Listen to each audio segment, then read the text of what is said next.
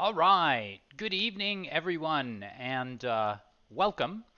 My name is Matt Yancik. I'm the founder and the head game master here at Manufactured Myth and Legerdemain, and I will be your humble game master for tonight's festivities.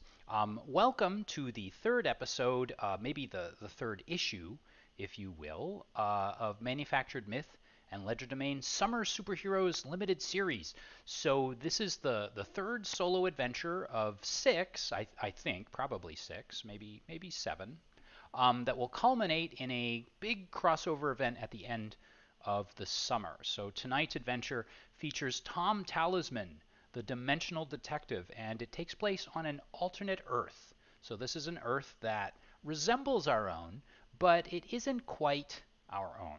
So this is an Earth in which World War II was fought and won using super beings, an Earth in which Russia was able to quickly and easily repel the Germans when they launched Operation Barbarossa. On this Earth, two psychic bombs were dropped on Japan, killing hundreds of thousands, and a superpowered arms race set into motion a Cold War that was very different than our own. In this world, John F. Kennedy was not assassinated because he was a super being, going on to 2 terms of office, and his brother Robert followed him, winning 2 more terms and cementing the Kennedys as a kind of American royalty. So gradually, as super beings came out about who they were, they began to fill elected seats of government. So in the 1960s, this ignited a second United States Civil War, in which a second Confederacy arose in the South. And now the nation, once known as the United States of America, is broken into 3 pieces.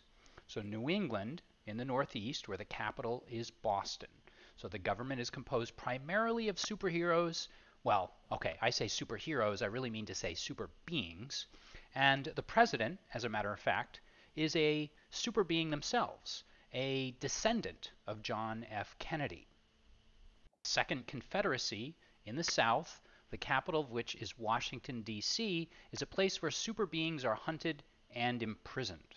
And then to the west, there are Texas and California, who perpetually fight for control over the scraps that are left. Tonight, though, we turn to Dimension 275. So where is Dimension 275? Well, let's find out by meeting Tom Talisman himself, the dimensional detective, played by Eric Witmer. Eric, thank you for joining me. How's it going? Not great. I'm captive. I'm being held captive. Well, Could be okay. better. Well, of course, your character is being held captive, but how are you doing, Eric? I'm great. I'm set and ready to go. I got my unhealthy drink. Right. I got my disheveled look. Yeah. Um, Unshaven. Yeah. Yeah. Yeah. I'm doing great. Now, let's be clear here, though. The unshaven, disheveled look with the unhealthy drink, that is Tom Talisman and not Eric Whitmer, correct? Yeah, yeah, that's the character. I try not to drink soda, but I am tonight. Are you actually drinking it, or is it just there for effect? No, I'm drinking it. Oh. I'm drinking it. Ladies and gentlemen, Eric, never let it be said that Eric Whitmer is not a method role player. He's in character tonight as Tom Talisman. So Eric, can you tell us a little bit about Tom? Who is he? And you don't have to tell us kind of like everything. We could sort of let it unfurl as the adventure goes on, but who is he in kind of a nutshell? Tom Talisman is an orphan who got Mm-hmm. adopted. My whole family drowned in a big flood. Mm. Past Christian, Mississippi was destroyed by Hurricane Katrina when I was 10, and I lost everybody. But I was adopted by a kindly older, way older, Yeah. very much older Yeah. man who Mm-hmm. took me in and taught me everything I know. Now, do we want to say I mean, do we want to reveal this later, or do we want to say why you mentioned you were adopted by someone much older, or have I just given away a bit of a spoiler by doing that? No, I don't think it's a spoiler at all. I just didn't know that you would be cool with me telling the Yeah. whole story. But Well, okay, let's not tell the whole story, but okay. let's, in a nutshell, as you know, in the spirit of that, who is this? Who is your father? So my father is Tim. He showed up and said, "Hey, I'm going to adopt you. My name is Tim Talisman." And my immediate response was, "That sounds made up." Mm-hmm. That's, Oh, that sounds like a fake name. yeah. And he went, "Yeah, it is. I've had to make up identities because I'm thousands of years old Mm-hmm. and I'm a magic user. And I'm going to teach you how to use magic." Um, and he raised me in sort of a small little magic school. Uh, and I've been learning all of the things that he's known for centuries. And so, can you tell me a little bit then about, maybe a little bit about how Tom felt about that, and maybe why he pursued the magic arts, the cosmic arts, whatever we want to call them. Well, I didn't really have much interest in any of this. It was some crazy world, but that wasn't just as cool as riding bikes and shooting hoops. Mm-hmm. But, and it was a lot of book learning and nerdy stuff. But when the more I was around my adoptive father, Tim, I realized there's just too much out there. There are too many dangers, Mm-hmm. and I can't ignore all of it. So I sort of begrudgingly took up the family business. And my father's a lot more neat and presentable and professional. And I can't be arsed to put that much energy into it. Like I just want to get through my day. Right. And I try my best, but I'm a little bit slapdash with my learning. Does And does Tom Talisman, and we didn't really talk about this part, but we can just say whatever. But does he have a day job at all, or is he just a professional loafer? a professional loafer, Yeah. professional traveling magic using crime fighting loafer. I don't actually have to have a day job Mm-hmm. because over thousands of years of immortality, my father has invested in various products and projects, and we're not hurting for money. So he's a member of the 0.0000001%. Well, I wouldn't Is go that? that high, but Oh, okay. I don't know. I would call immortality 0.00001%. oh, right, right, right. But financially, Oh, really? Okay. but financially, we're not quite in the B's. We're still in the M's, if that makes sense. No, not at all. But I'm willing to roll with it and pretend like I understood it to sound worldly and wise. So, B is in yes. billion, M is a million, Oh, right? okay. All right. We're No, not quite in the all B's. right. We're in I the got high it. M's. Totally, totally got that. Right. Okay, cool. So what I understand though now is that when you we last we're picking up with Tom Talisman. Obviously, this is the first episode. This is the first game you've ever played with Tom. Um, but he was in Montreal. But then he went somewhere else, seeking something else. So where was he? And we probably don't have to say too much about this, but maybe what was his last quest, or what was his last maybe adventure, or what was he seeking? Right. Well, my father disappeared, and Mm-hmm. we have a system of checking in with each other Yeah. and drop boxes and meeting spots Mm-hmm. and all of these things. And I didn't find any messages, and I've been trying to track him down. So I went to Istanbul, where we have a hidden magic point in the bottom of the basilica cistern to try and find a clue. And I got to the exact spot on the Medusa statue that we have our little button to press, magic hidden Right. button. And then I was unconscious. And I'm not quite sure how. And Right. that's the last thing I remember. Except we could say here now the funny thing about these games, and you don't have to have seen the prior episodes, but you did make a brief cameo in the Canadian Cavalier in which you kind of warned. Well, you just kind of made an appearance where you weren't making a lot of sense. But do you have any idea? And don't worry too much about this. We can kind of play with this idea. But why was it that you popped into the Canadian Cavalier adventure? Well, I'm a captive.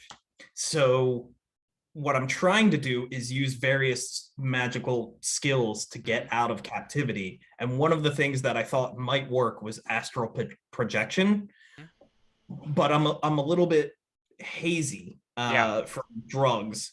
And the only thing I could do was project myself to another super being who is sort of on the same quest and has some of the same issues.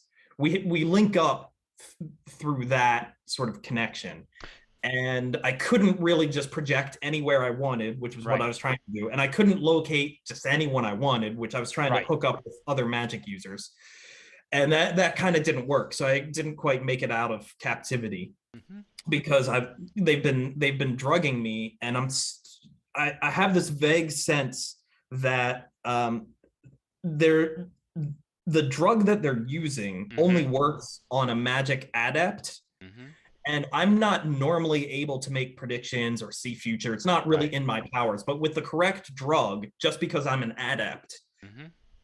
it taps into a little bit of that. And I'm really bad at that. That's not my wheelhouse. Mm. But with the proper drugs, I Right. get a little bit of that skill. Right. And but it also makes me woozy and just out of it. And And so, so I've been struggling in captivity. all right. So, in other words, you are somewhere being held captive. You're not exactly sure how you got there beyond the fact that your last memory is that you were seeking out your father, you were touching the Medusa's head at the basilica, and it transported you or took you or you were knocked over the head or something happened in which you're held captive. And so things are a bit of a haze at the moment. Right. Um, and so let's start you out awakening in, of all places, a very dark room. And as you open your eyes, you're greeted by dim light. Your eyes adjust, and there's a little bit of pain in them as they adjust to the pinpricks of light that are filtering in through the ceiling above. Um, and there's a smell, an overpowering smell, and it's a smell of rusting metal that fills your nostrils and just fills your lungs as you take a deep inhalation. Um, and for a moment, you've almost got a sort of a feeling of vertigo. And then you steady yourself by reaching out and grabbing onto the sides of what appears to be some sort of table, a metal steel table that's made out of a grating, a grill work of metal. And you look around the room, and your first impression is that you're in some sort of factory or some sort of warehouse. There's a cement floor, there are grates and drains and things like that. You think you can hear the sounds of machinery churning in the background. And looking around the room itself, it's probably not much bigger than maybe 30 feet by 30 feet, but it's covered in dust and dirt. There's tons of metal equipment here, strewn here and there. Um, uh, what would you like to do at this point? Uh I'd like to walk around the room and see if I can find any objects that aren't nailed down or uh, attached to the wall. Like, is there anything I can pick up? Yeah, there's tons of stuff. There are tools, a tool chest over here. There's some sort of electrical equipment over there. There's machinery with like levers and switches. There's several things that look like electrical dynamos of some sort. You find a table saw over in one corner. There are a few doorways that lead out, and you can kind of see into other rooms, and it's a lot of sort of similar looking equipment as you look around. Okay. But nothing more, as far as you know, just looking around, it's pretty much. I'm not even going to make you roll for it. It's pretty much common sort of equipment. Okay. I'd like to go to the toolbox and grab a heavy wrench or a hammer. You got it. No problem. In your Okay. hand, hefting it. Take I'll take a hammer and sort of tuck it into a belt loop. And then I want to start trying doors. Because if I'm waking up and I feel like I was captive, I want to see if they are so dumb that they forgot to lock doors. Uh, I'll tell you this: doors are open. Oh, okay. They are if they are dumb, as it seems they may be according to your measure. Uh, Doors are open all over the place, and as you move from room to room, um, it's almost like you're just waking up in a spot where you may have collapsed. And this might even be true. You can tell us about your character, but would there have been times when you just maybe did a little bit too much, and then you just wake up maybe on a beach face down, or like in a Just some in a back mezcal or some alley? I absinthe don't and just know. wake up in What a would haze. Yeah, that would is be a Tom Talisman morning. Yeah, that yes, would be a that would be Tuesday. typical. It's like, oh, it's just 8 a.m. Gotta gotta Waking up find in my some factory. gotta find my way to wherever it was I was scheduled to do if I was indeed scheduled to do anything. Right. Um, Okay. yeah, so in other words, it seems like you walk from room to room and there's not really very much, but I will add that you do hear that churning kind of machinery, and it's coming from all around. It's almost hard to pin down. All right. I'd like to try and head outside, wherever outside is. So I will say that you're on the ground. It seems as if you're on the ground floor because as you twist and turn through this factory or warehouse, you pass by lots of different doors and you kind of peek inside. And again, you're not seeing much more than what I've described to you. Just common machinery and common items like that. Um, you eventually make your way. You see signs as you move through the hallways that kind of direct you toward the exits. And when you look at these signs, they have a very simple kind of stenciled at the top of each sign is just two words: Facility One. And then there'll be an arrow pointing to the exit, or an arrow pointing to the basement, or an arrow pointing up a flight of stairs, or to the elevators, or whatever. And you follow these Facility One signs all through, I'm going to call it Facility 1, until you make your way out into what seems to be the lobby or the reception area of some large factory sort of building. And there's a front of glass as you enter the lobby, and it looks like this place has not been occupied in a million years. And looking out, what you see are the lights of a city, but they're on the horizon, but they're also just maybe a few miles, you think a few miles away.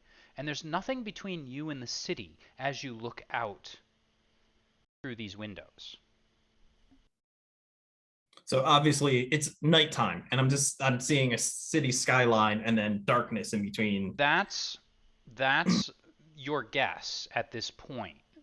Though I just want to say, and I'm not trying to bait you or anything, you haven't actually, you haven't walked up to the window, you haven't looked through it, you haven't opened the door and passed through. Now you're Tom Talisman, and I would imagine that you, and again, I don't want to put words in your mouth, but you're used to not just waking up in, like some alleyway, but waking up in, you know, in deep supernatural trouble, perhaps.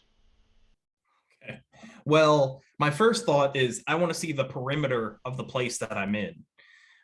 There might be multiple floors. I wouldn't head to the top first. I'd want to be outside and walk around it Mm-hmm.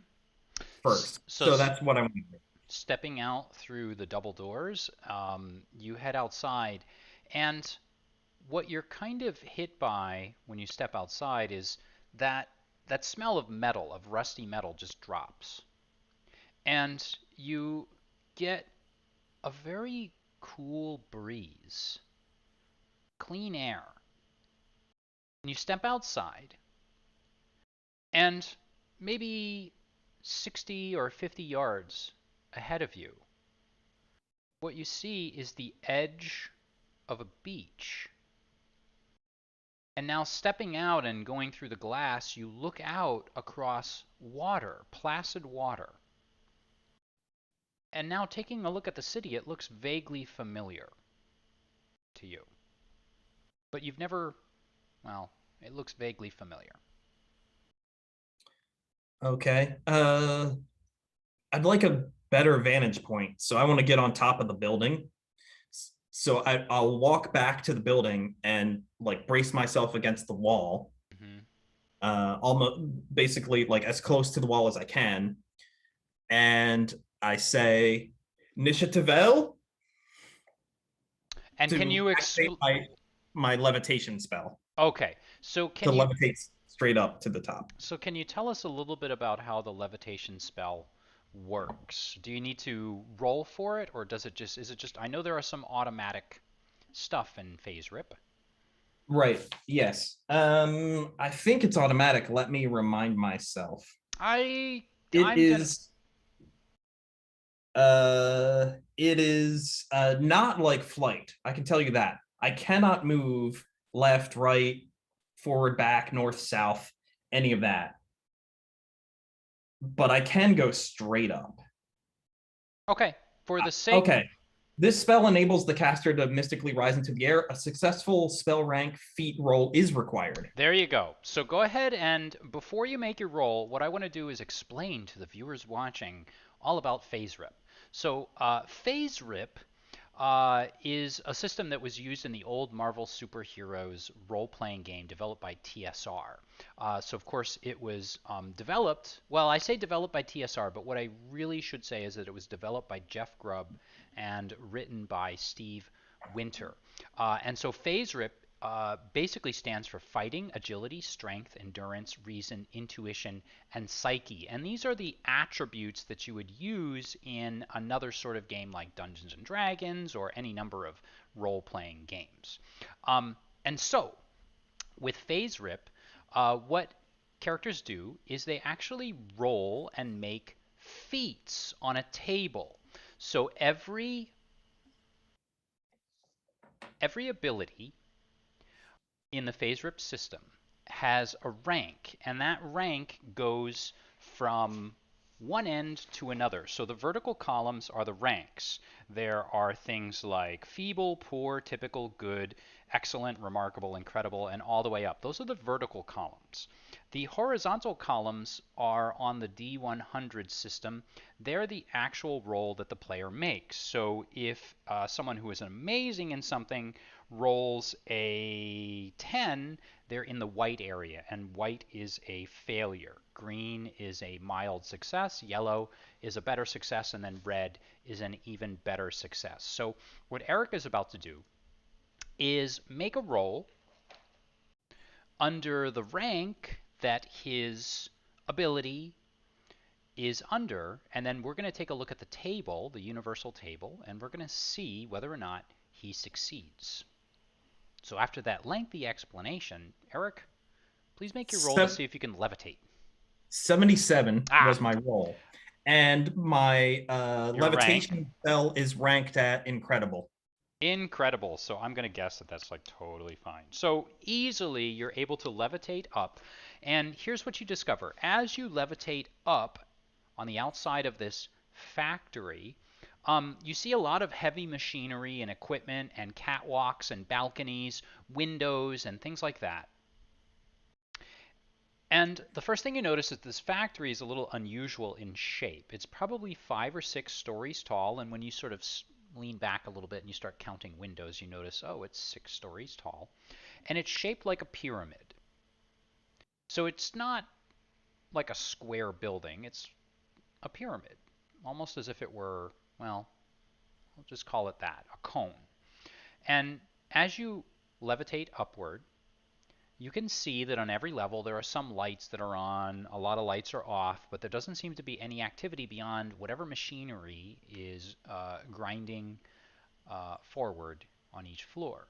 But now, as you get a better look out at the city across the water, you indeed recognize Montreal, which now Montreal is your last, or My last home, yeah, the last place that I bought a house. We've been chilling there for less than 2 years.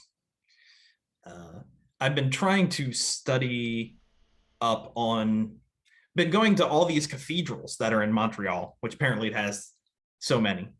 Trying to study up on spells that sort of relate to exorcisms, demon outcasting, because it's not really my bag. So I need to expand into that area. so you were living in Montreal just basically to kind of like brush up on something that you felt like you weren't very good at. Well, wait a minute. What is the connection between the cathedrals and studying, and what were you trying to learn? Well, anything where you'd have to throw holy water Right. on someone. Any of those general nuisances. Right. Right. Yes, that's not something that I'm really Right. strong on. Okay. And Hmm. yeah, so whether it's vampires or demons or whatever, that's not my bag. And all of those skills are sort of tied in with Christianity and ecclesiastical Latin, and my Latin's not that great. So I need to learn. That's what I've been doing. I've been hanging around with a lot of priests and cardinals and trying to brush up on those skills. So looking out across the water at Montreal, what you realize is that you're in the middle of Lake St. Louis, which is just south of Montreal, and it's connected to the St. Lawrence River. And you realize that you are on some sort of island in the middle of the lake, which, as far as you know, doesn't actually exist. Now, here's the other thing that you notice. Um, Looking out across the lake, uh, well, there's a haze between you and the city, maybe about the length of a football field out there on the water. And you sort of, your eyes follow that haze up and then to the right and to the left, and then in 360 degrees all around, you notice that there is indeed a foggy haze that seems to be surrounding this island, almost like a dome.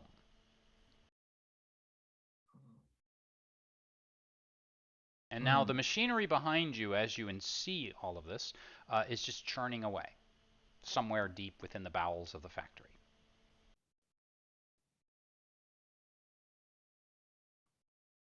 I believe I've stumped him, ladies and gentlemen. We're going to cut to a commercial.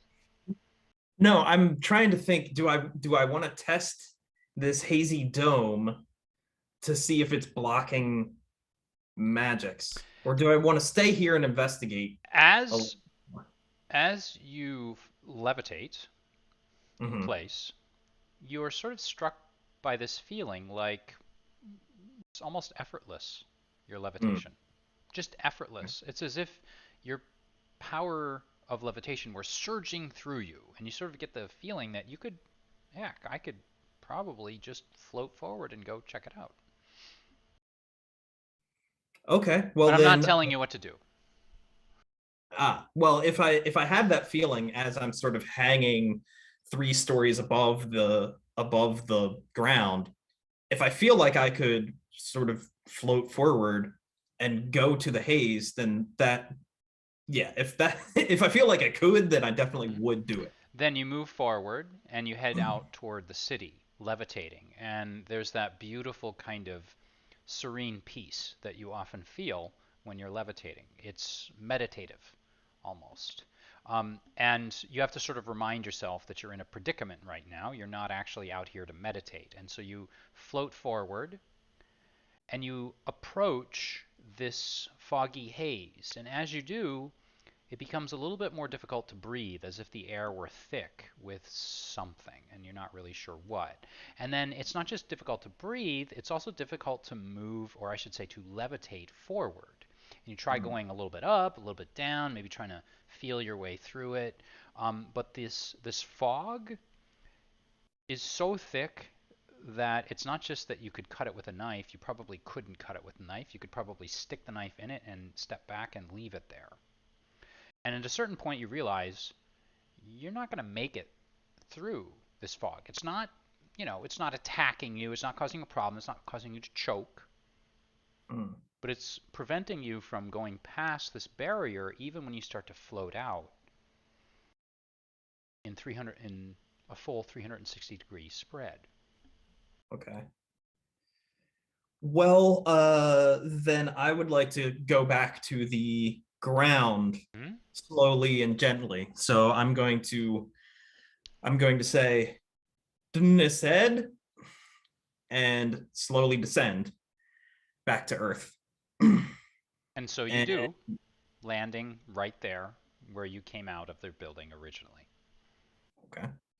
And then I'm going to test to see if my teleportation will get me on to the city, uh, Hmm. across this barrier. Okay, so go ahead. What is your rank for teleportation? Unearthly. Unearthly. All right, go ahead and make, that's mighty high. Go ahead and make your roll. Okay. And just to remind viewers, Phase Rip uses the D100 system, so he's going to be rolling a D100. 86. 86.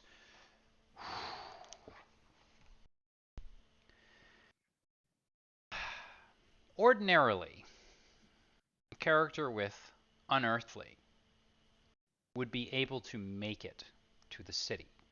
However, due to, you imagine, this foggy dome that's covering this island with a factory on it, you begin to transport yourself through a trans-dimensional, interdimensional duct in space-time.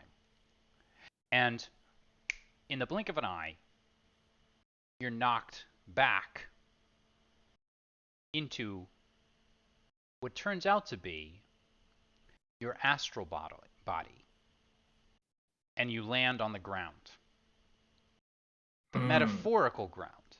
And what you realize as you look down at yourself is that this is the astral projection form of you, as far as you can tell. This is not, you are not in your physical body.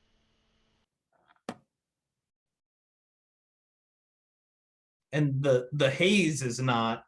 It's all. Yeah. It's all basically an illusion. This building, all this stuff. It's astral plane What stuff. what I I'm not would physically in a building. I'm going to say with this,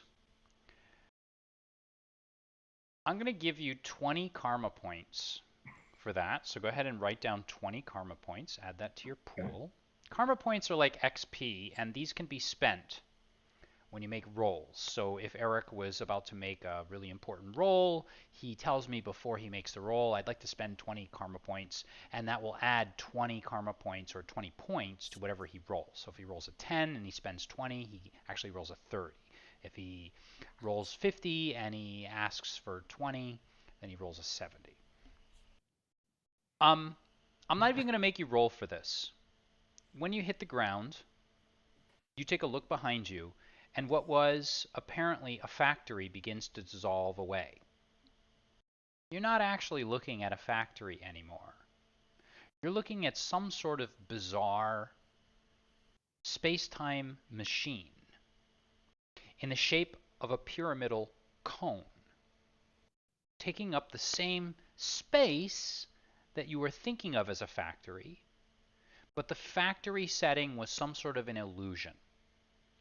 And now what's even more interesting is that this cone, this pyramid, which is 5 stories tall and the size of the factory building that you just came out of, is some sort of a machine itself.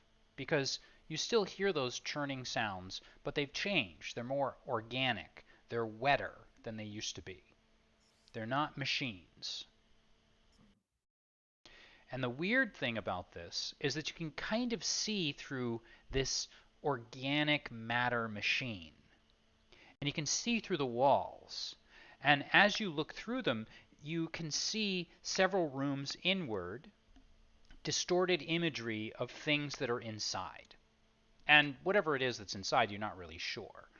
But the most interesting part about this is that that space-time organic machine doesn't just go up in a pyramid, it also goes downward in a much longer and deeper pyramid that goes at least 10 stories down into the ground, which is probably the water.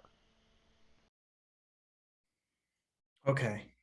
Well, I am very curious now about how all of this and being in the astral plane is affecting my powers, because you had me able to levitate easily and it felt great, but teleporting out of here doesn't work. What about just teleporting across to the opposite side of this? Don't try. I'm not going to try and teleport. I'm just going to. Even as you So, think it, Nisha it Torpolet. you don't even have to think about it.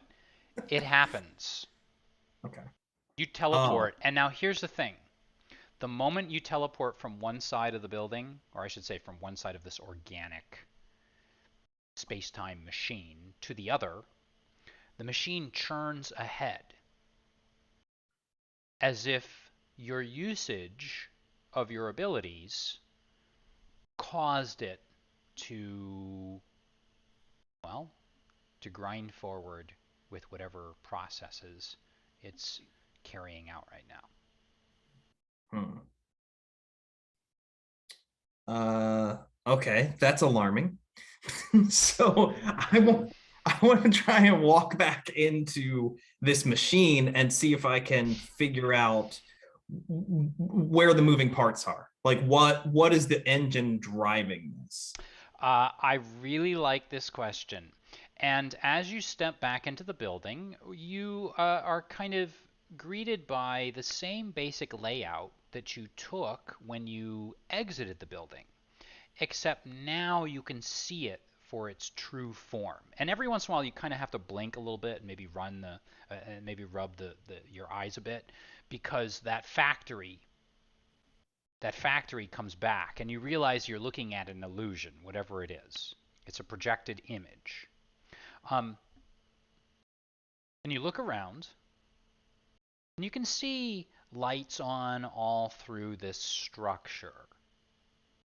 And there is at the center what is almost like this large kind of like piston that's just sort of moving back and forth and spinning at the same time. And when I say large, I mean that it's probably the size of 3 or 4 train cars.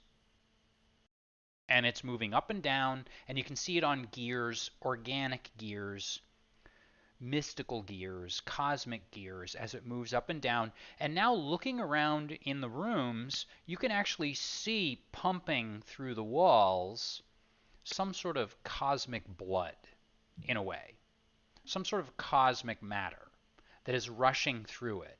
And the more you kind of study and look at these things, the more you kind of recognize it for what it is. It's some sort of space time distortion. And your astral body, your non physical body, is trapped in it.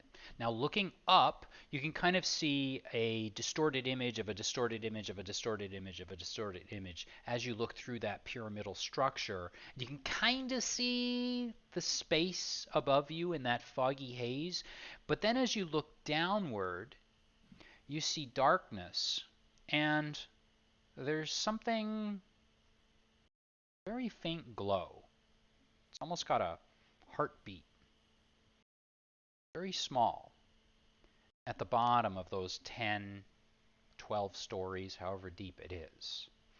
And the most alarming thing about this is that you start to see shadows, black, oily shadows that are crawling in and out of different rooms, along hallways. Okay. Well, that piston that you described, I have two thoughts about it.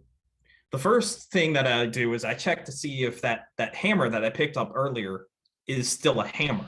I love this question very, very much.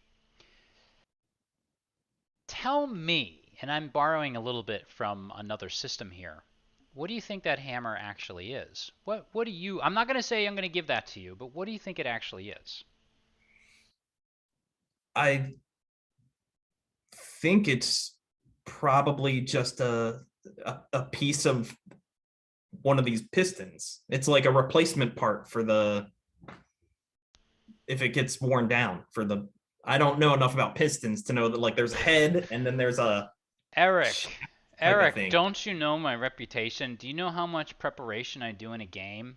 I research the piston engine and the piston engine for days in Right. preparation of this game. No, not really. It's not a crankshaft because crankshaft is the one that connects Now I'm all the totally confused. I have no idea what you're talking about. Let's speed the game along, move along, because I right. didn't research that part. But it's a piece of the system. It It's is replacement it parts. is a replacement part or a piece of the system taking a look at it. And you have no idea what it's used for, but yes, indeed, it is a part from the machine, from this cosmic space-time machine. And again, it's churning. So I my thought is that this haze that's keeping me in Yeah. is being generated by this machine. So I have two ways that I want to try and shut it off. Okay. Uh, Me being sort of disheveled, crude, clumsy person that I am, I just want to smash it. So I'm sorry, are you the Hulk? no, Oh, okay. Got it. Hulk. I'm just Sorry. like, Wrong, just wrong, wrong licensed property there. Wrong one. Sorry. Don't mention Hulk. We're gonna get like right. sued. That was actually me. I'm sorry. Go ahead. Fine. So if I use magic to try and break the piston, Mm-hmm. seems problematic. If I try and just hit it with something, don't know that that's going to work.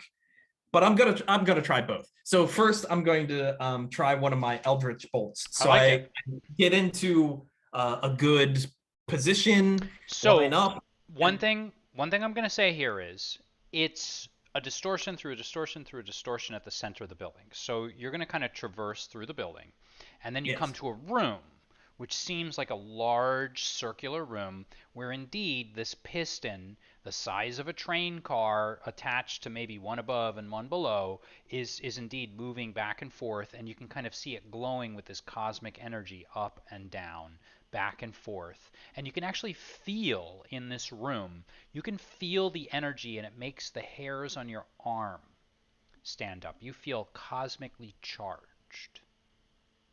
Now, go ahead. just in case this works, I'm not gonna walk like all the way into the room and Yeah. stand right in front of the piston Yes. because if it breaks, so I'm gonna stand in the door. Like I go to the room and I stand in the doorway, Mm-hmm. so, right, Ready to run. ready to duck around the And like wall. close the door behind you. And I stand in the doorway and Yeah. I go, listen, Kajam, to cast a magic missile, Okay. which in this system is called Eldritch Bolt. Eldritch Bolt. Not to be confused with Eldritch Blast. So Eldritch Bolt, can you tell us a little bit about Eldritch Bolt and what rank you are? My rank for Eldritch Bolt Yeah. is amazing. Excellent. I mean amazing, because excellent is another that's another rank. Sorry. That's Right, amazing. yeah. You can't confuse Right, those. I know. I got to be careful. That's excellent. Oh wait, no, it's not. All right, so and tell us about Eldritch Bolt. You don't have to tell us perfectly, just tell us in general. There are a few different ones. There's a cold bolt where you could just like shoot a blast of cold. There's dark force, Mm-hmm. which affects souls or whatever. I don't know, Yeah, but something like that. that's not really my bag. For me, it's fire. I'm Okay. just throwing a ball of blue fire Right. All and right. going Hadouken. I mean, Lasim Kajem. There we go. Be careful about your intellectual properties. All right, so Right. you're amazing at that. Go ahead and roll Okay. your D100. 9. Oh, so you make your Eldritch Bolt blast, and it ends up hitting that piston. But the funny thing is, when it hits it, it does absolutely no damage. And as a matter of fact, you can just see it crackling with energy along the piston, almost as if fueling it. And the entire building shakes, rattles, and rolls with energy, as if you just fed into what was going on. And interestingly, distorted below you, below you, below you, below you, you can see that beating heart speed up for just a moment and then slow down as that bolt makes its way down floor after floor after floor after floor. And when this happens, you see something that gives you pause, and that is some sort of energy beam emitting or emitted from what you imagine is the point of this inverse pyramid into and through the water, and then probably into the earth. It just disappears as if it went deeper and deeper and deeper. And you said that gave me pause. So I turned my paws back into hands. Yeah, excellent. Nice pun. I can tell you're a father. And then I take that hammer thing, which is not a Mm-hmm. hammer, Right? out of my belt loop. This And is option two. option 2, and looking for a place where I can either kind of just toss it in real quick. I want to find a place where this could jam up the works. Whether there's something smashable. Now, if a piston the size of a freight car is Yeah, going up and yeah. down, You might want to. probably I can't just like hit it. I'm not just gonna like hit it. Yeah. But if there's a tube that I can throw it into, I Um. want to try and Yeah. come up. I mean, looking at it, you can see like various. Maybe there are holes. Like I think they're called Venturi holes or Venturi whatever's that. You did research pistons. I did. So that they blow air out the sides. And so you see a few very, you're not used to this, but they're rather large. They're probably like a foot or so across. But still, this piston is moving up and down almost, at 50, 60 miles per hour. Um, so if you're going to toss it, I'm going to make you make a roll for it. Which is going to be a non-magic roll, obviously. Non-magic roll. I mean, unless you have something, a spell somehow to guide. No, this is a throwing blunt Okay. attack. Is that what that Yeah, is? we'll call it that. Okay. Yeah. And this is on the So universal table, folks. right, this is just the normal hero table. What is your agility? My agility is Your rank. excellent. Excellent. Okay. That's excellent. Got it. Go ahead. So rolling 86. 86. Nice. You toss that thing into the hole, and it swallows it right up and disappears. I kind of figured. And then a bit of time passes, and then there's a rippling all through the entire structure, a gentle rippling, almost as if there's a burp emanating from. It's a It ate it. metaphorical term, not a Right. literal term. Well, there is a top to this and sort of sky, Yeah, but I'm Tom Talisman. yeah, I'm used to descending into darkness to find the answers. yes. So I'm gonna look for a downward staircase or escalator or elevator or There's fireman's a pole. yeah, right. No, there's a dumb waiter. That's the only thing you find. And you're It's gonna a have to lazy Susan put that kind of yourself in, twists right, down. and you just like rotate around. Oh no, we have comments in the chat. They're making dad jokes. Groans at pause/pause joke, and I thought the same, but it's groan, Groan, on me. Thank you very much for the commentary, and I'd like to say that one of those is from another dad. Um, anyway, looking around, yes, you're easily able to find stairwells or staircases that lead downward. And as you move downward, though, you start to see those shadows that I kind of told you about earlier on. Those shadows crawling along the walls, crawling along the ceilings, sliding along the floors, almost like a black, oily goo, but not slick and reflective. Instead, a matte black. A black so deep it actually absorbs the light around it. They're sliding along the walls, crawling, almost like living creatures, and they follow you. They don't seem to be doing any harm, and they're not trying to attack you, but you're starting to notice them all around.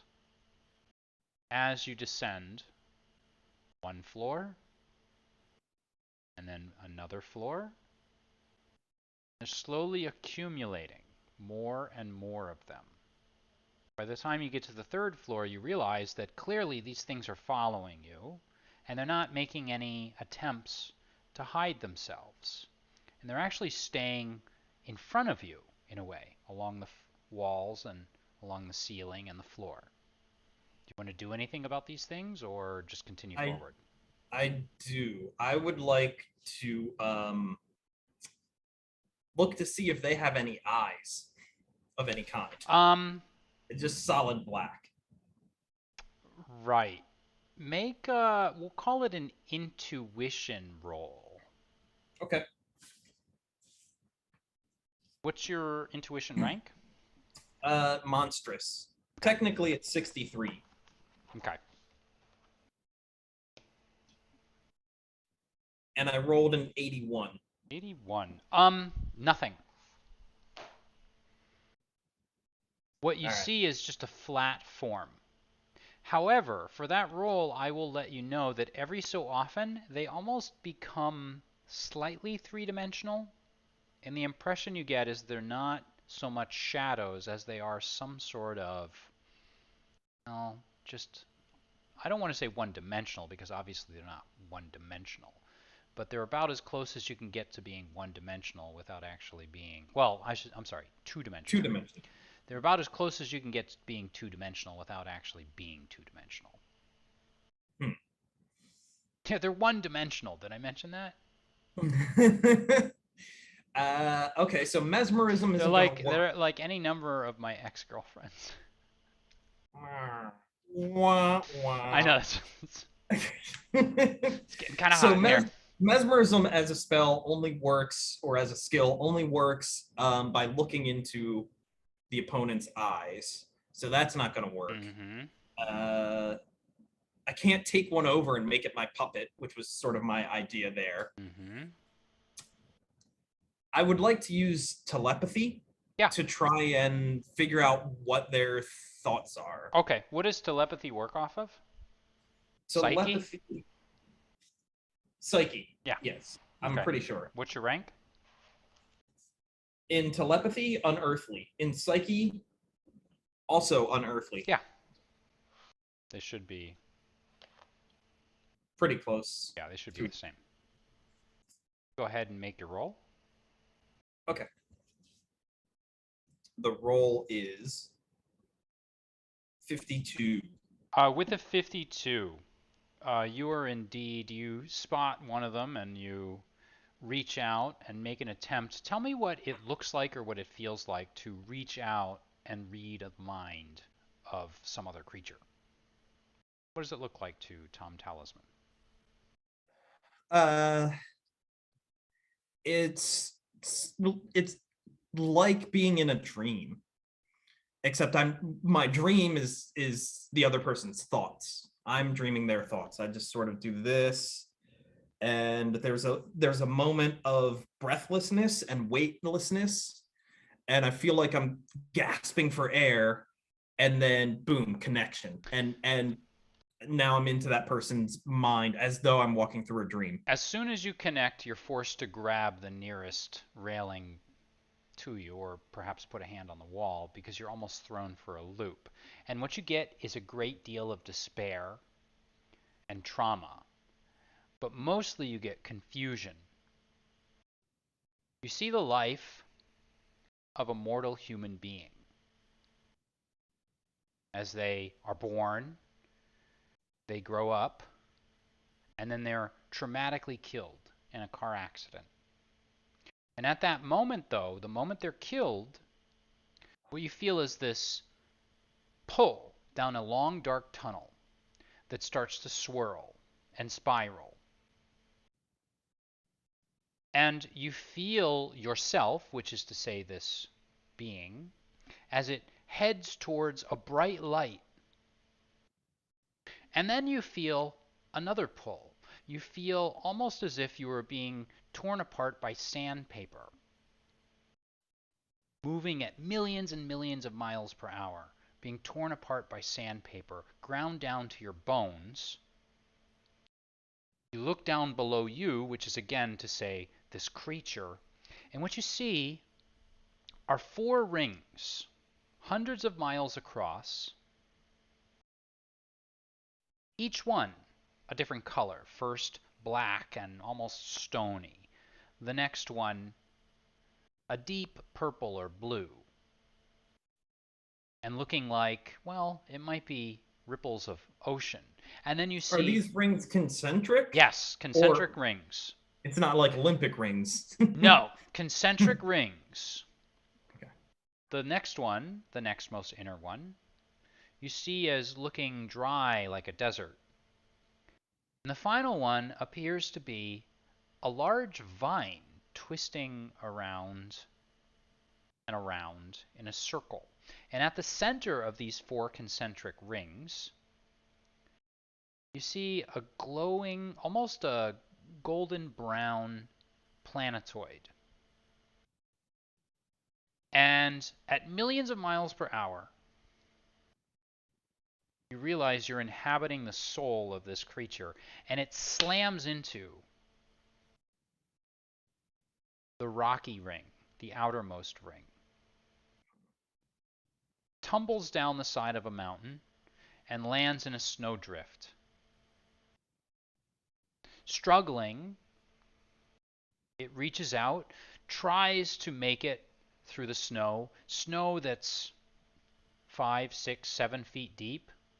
This naked figure you can see now because you're looking through its eyes claws its way onto what seems like ice, and then the ice breaks.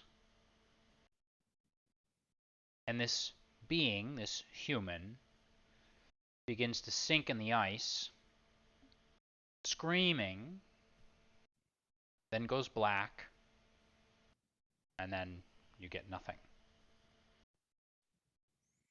And then you're I thrown out. disengage and oof, Yes, back yes. to in a hallway looking at these black It's forms. quite upsetting, quite traumatic experience, as if it had happened to you.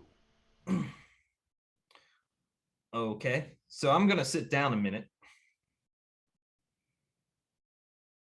and recover from that. Think about my options.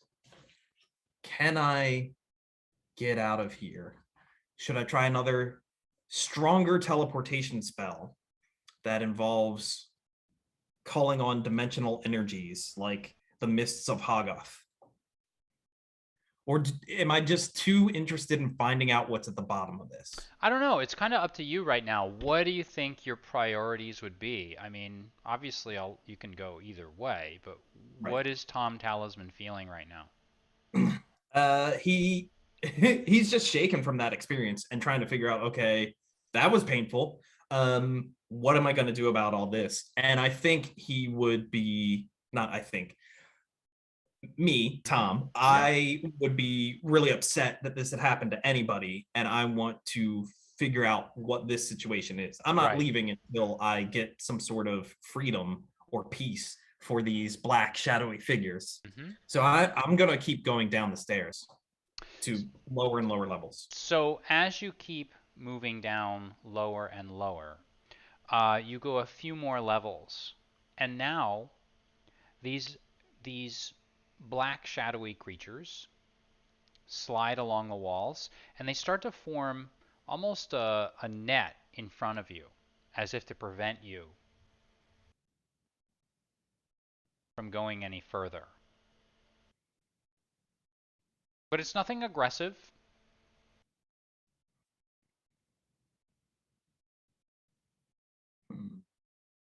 And now, as Well, you, Mhm. no, go ahead. I was just gonna say, you're kind of looking down a hallway now, and a few of them have kind of like conjoined.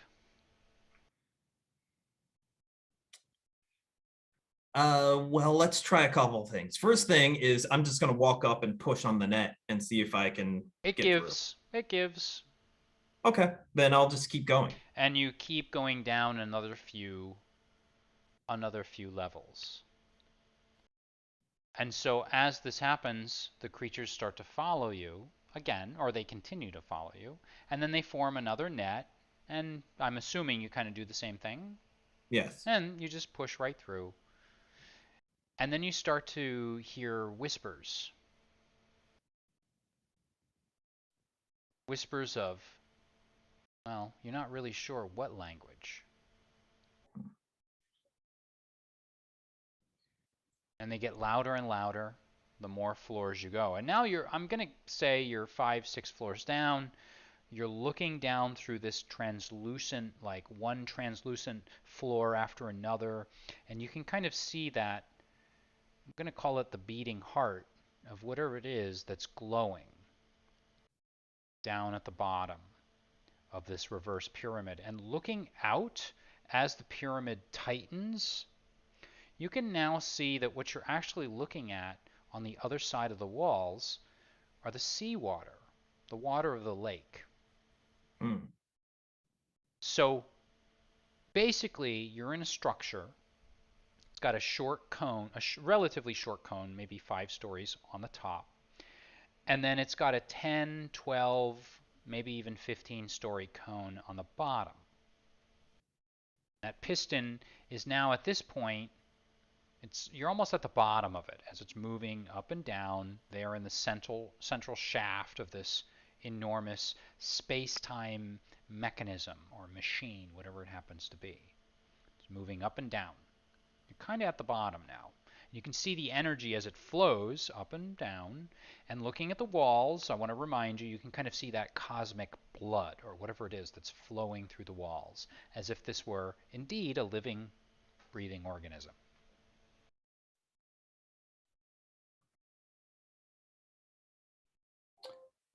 Okay. I want to keep going down. Do I see anything other than any like potentially living thing other than these black shadow two-dimensional figures? Just the two black, or I should say the two-dimensional black shadowy figures. If you want to look for something specific, I'd like you to kind of tell me, and then we'll have you kind of roll for it if there's something specific. Well, so far, I've seen an automated machine just going on its own. I haven't seen anybody operating, maintaining any of this. I don't know. I haven't seen my captors. I don't Mm-hmm. know how I got here, but I obviously didn't get here by myself. So I'm very curious where the people behind all of this are. And why would they just dump me here and not hang around? And these shadows are obviously not it. They seem to me, I'm thinking they're victims as much as I am a victim of kidnapping. They're victims of something. Mm-hmm. So I want to know, is there another living person here like me? Go ahead and make an intuition roll. Okay. And tell me how you're looking for this other person. I'm just looking down the flights of stairs and trying to see if I physically see a person. Hmm? 49. What is your Intuition? intuition rank? Monstrous. Monstrous. I'm pretty sure without even looking at the chart that that's going to be a success. Um, yes. The other person is that beating heart Mm, floors below you. And okay. it appears as if there's a figure sitting beside it or standing beside it. It's difficult to tell because you're looking down Right. at the bottom. It's hard to say though because of it's a distortion of a distortion of a distortion of a distortion. Down 4 or 5 more flights. Okay. Well, if there are four more flights, I want to go down two of them and then use my alteration Okay, so appearance. you're able to make it down a couple more flights. And again, those creatures, the black oily goo creatures, follow. Every once in a while, they form kind of a net that you're gently push through. They don't do anything to cause any harm to you or threaten you. And then you get to, what did you want to be? 2 flights of stairs above? Did you say? Yeah, 2 floors basically above? one or two flights above the And now heart. you can kind of clearly see, now that you know what you're looking at, you can see that there's someone laying prone and then someone beside this someone. Almost as if they're standing watch over them. Hmm. Okay, I'm going to use alteration appearance just for your description.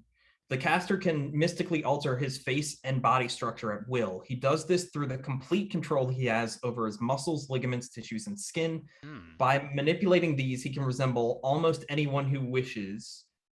He even has control of his hair, making lengthen or shorten as at will. If the new shape and face he is turning into is not vastly different from his own, he can change easily and completely in one round. If the change is extreme, very thin to obese, man to woman, adult to child, the caster must make a successful spell rank feat roll to change, and the transformation will take 2 rounds. Okay. Very important for you to know all that because I'm trying to transform myself into a facsimile of these dark, shadowy, inky, black goo creatures. I That's what I like want to look this. like. I like this. So let me get this straight. You need to first of all make a successful feat roll just to trigger this Right. transformation, and then you have to make a second feat roll in order to make it in one round because this is such a very different shape and form. Right. Or just 2 rounds. I don't know what that means in terms of the game system that Two, it will take 2 rounds. Do I just wait longer, make yeah, one roll and wait? two rounds. So in game time, for those of you that are kind of watching at home, a round is essentially just the amount of time that it takes for every player in a game, including the non-player characters, to take a turn. So if we were in combat, and let's say there were 5 people playing and there were 3 NPCs that they were battling, that's 8 theoretical people within the game that had to take their turns before Eric's ability went through. But I'm going to say, because we're kind of out of combat and we're not in it, I'm going to call this like 5 minutes of time. Okay. So it'll be a slow transformation. Yeah, I'm going to say that is something that's a bit extreme. I'm also going to column shift you. I'm going to be mean here. I'm going to say by 2 columns.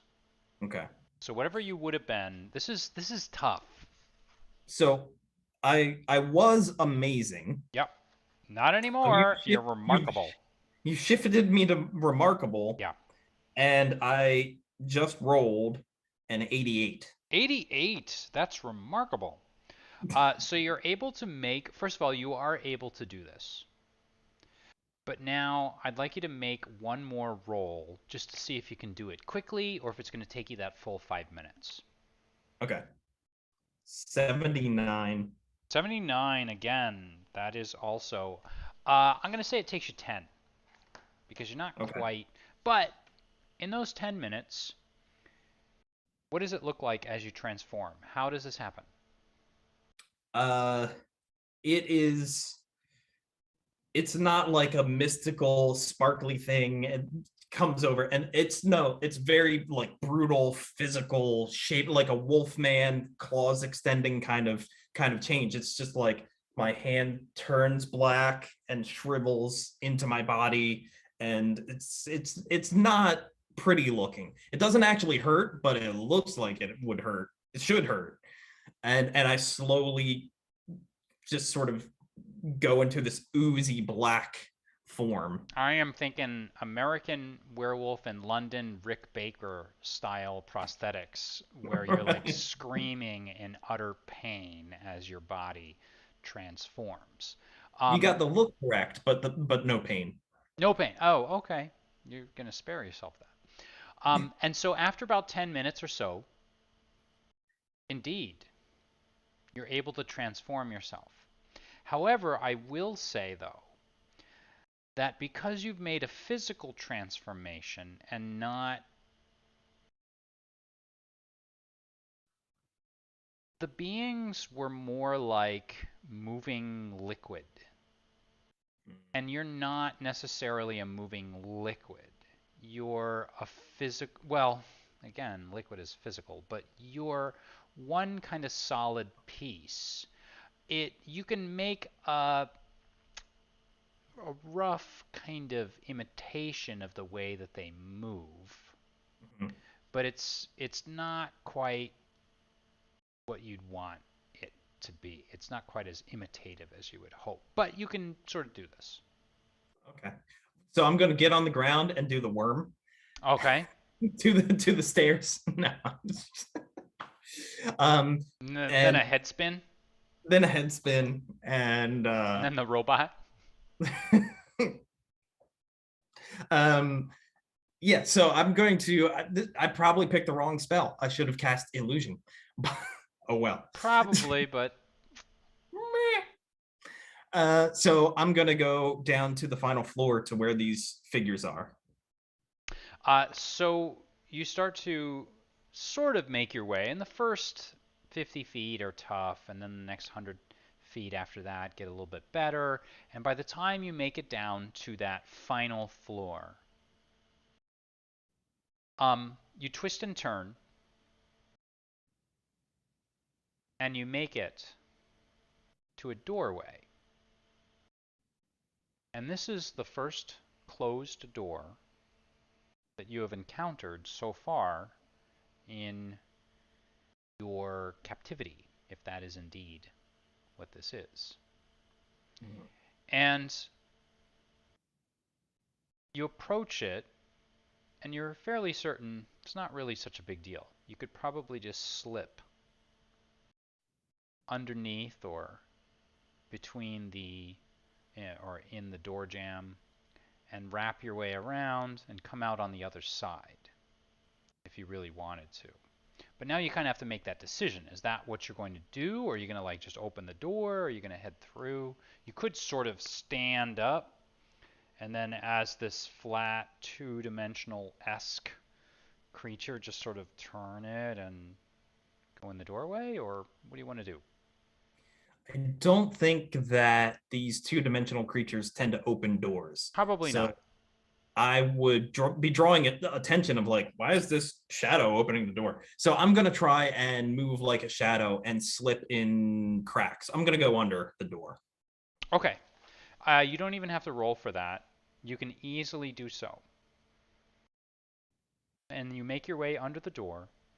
And now, as you sort of look around because you're flattened against the floor, um, all you can really see is the ceiling. And you can kind of look upward through distorted floor after distorted floor after distorted floor. And you kind of get the general impression that there's a sky up there. You can kind of see around you in your peripherals, whatever there is left of your peripherals, that you are underwater. And then maybe at that mid range area, you're suddenly out, or I should say the pyramid is suddenly out and exposed. Um, you're seeing essentially vertically. But if you want to see horizontally or whatever, you're going to have to sort of fold yourself out of your your two-dimensionalness and sort of wrinkle yourself up so you can kind of look. Or you're going to have to slide along a wall or something like that. I would like to go up a wall Hmm? and look around the room from the wall as being a shadow on the wall. As you slip up the side of the wall, you gaze out across the room. And you realize at that moment that what you're looking at is your physical body laying out on a table. And there's what you think is a woman sitting beside you, as if in a hospital room, as if waiting loyally by your side, perhaps worried or you don't know what. But it's too difficult to see from this vantage point exactly who that person is. But you're definitely familiar with your own body. And you know that you're looking at yourself, your physical form.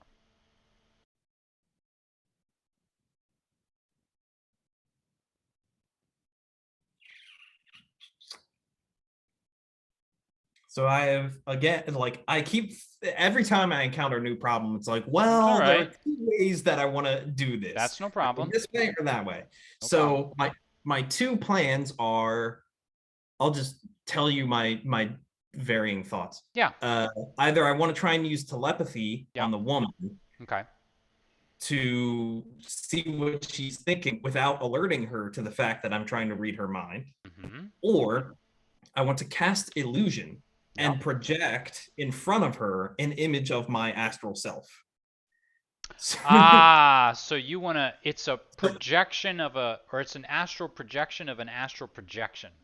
It's so I'm still a black shadow on the wall. Yes. She's going to see an illusion of me Yes. standing in front of her. And I'm trying to figure out which of those two paths I want to take. I think I'm going to go with casting an illusion Mm-hmm. of, Tom Talisman's body is there, and then Tom Talisman is also standing there. Mm-hmm.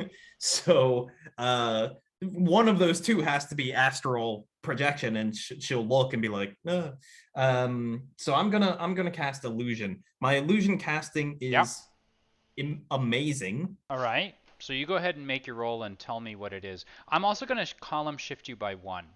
I'm going to say the fact that you are currently shapeshifted is going to make it tougher Yeah, for you. that makes So let's column shift it by 1 in order to astral project within shapeshifting within astral projecting.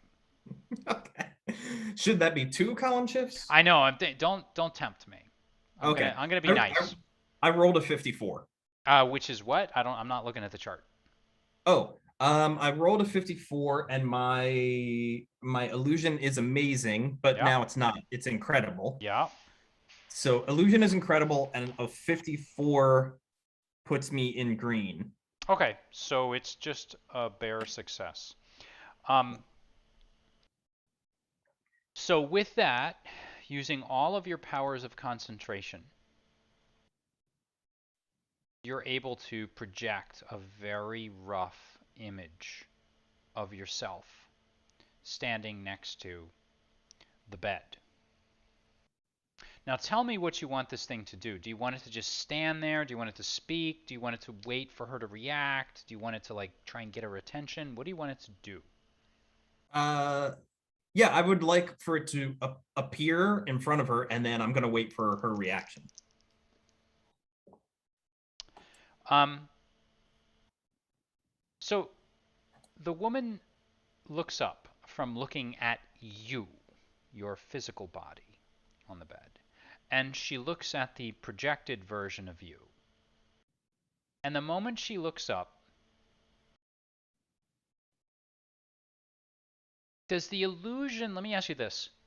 Is the does the illusion give you kind of like another pair of eyes? So if she looks at the illusion, can you look through these projected elusive eyes? Or is it just an illusion and you can only watch from the outside? Uh, What makes sense to you? It probably doesn't say this in the book, but I'm no, guessing. I know what I wish were the case, Yeah, and what probably would really be the case. right, With the illusion spell, typically how it works, I think I can only watch her interacting with this thing. I can't look through its eyes. right. I can't really inhabit that projection and look around as though I'm that projection. Right. I'm just watching it. So then she looks up at the illusionary you,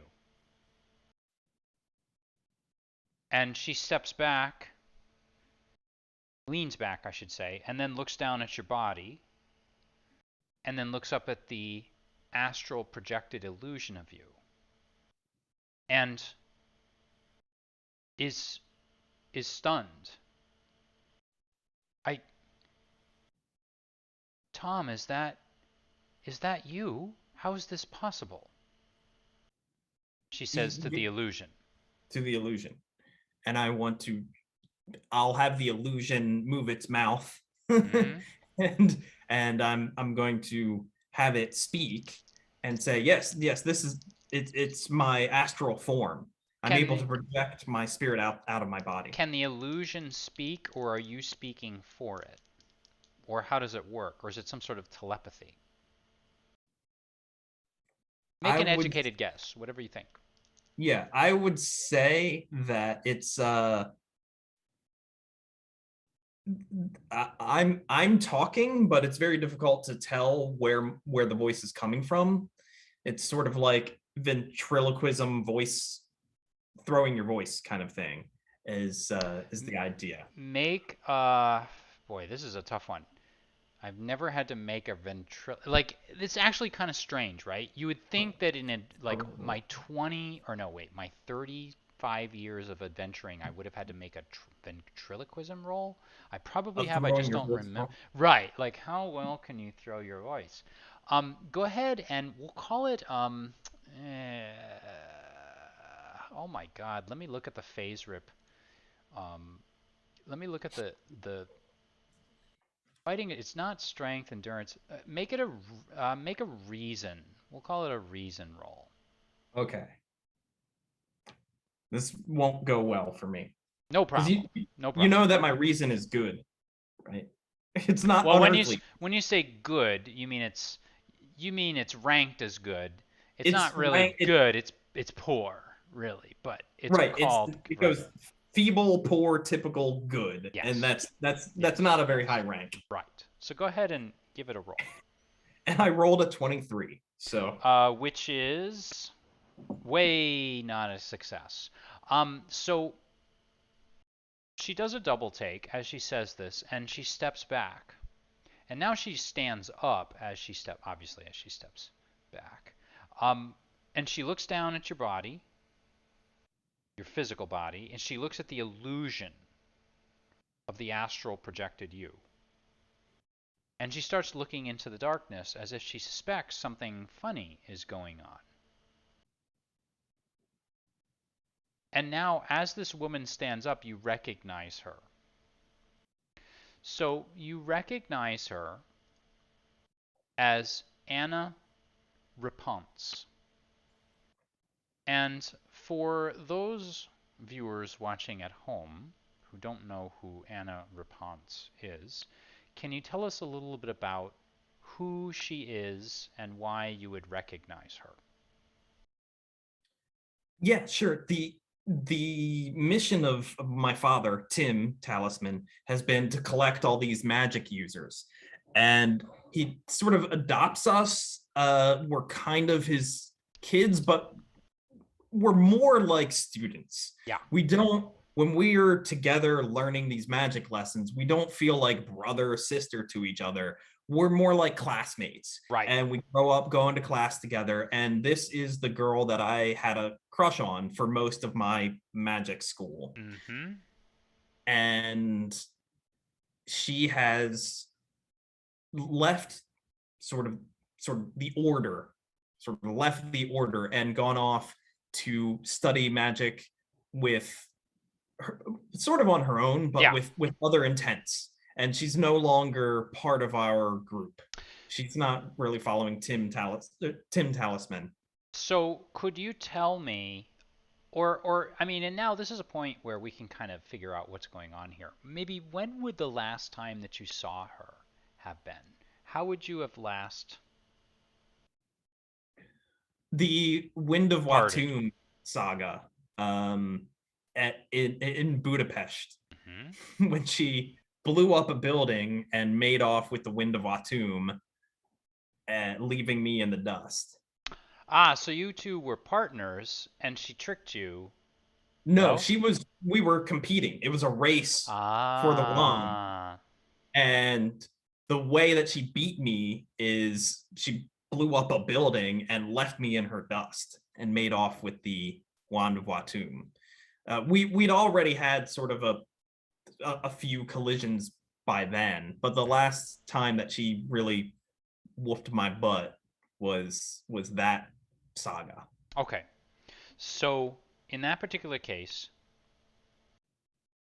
she looks up at your astrally, well, your illusory astral projection.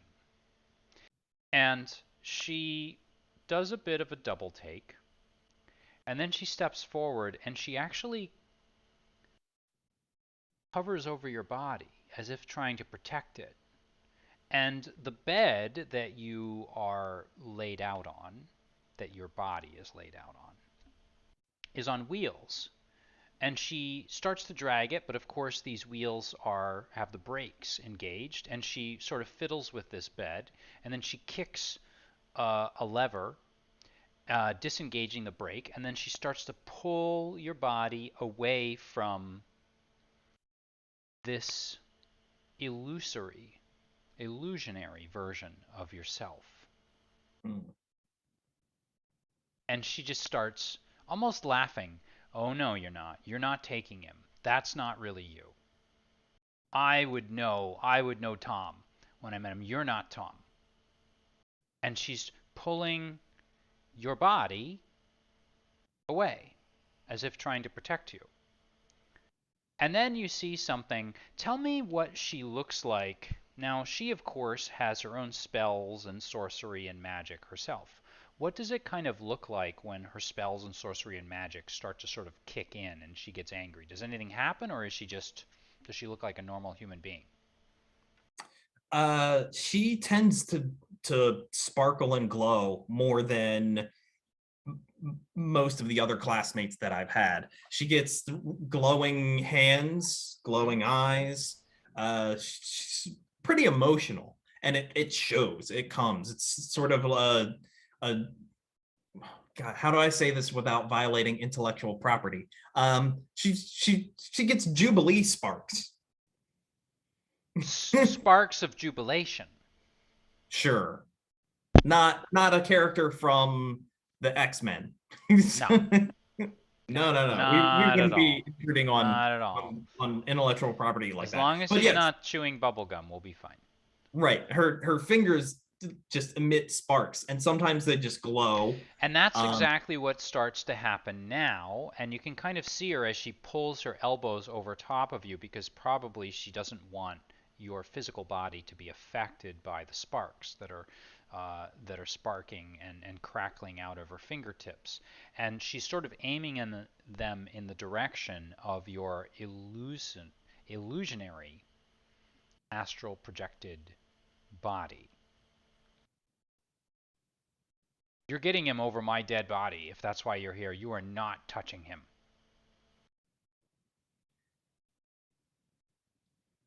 okay.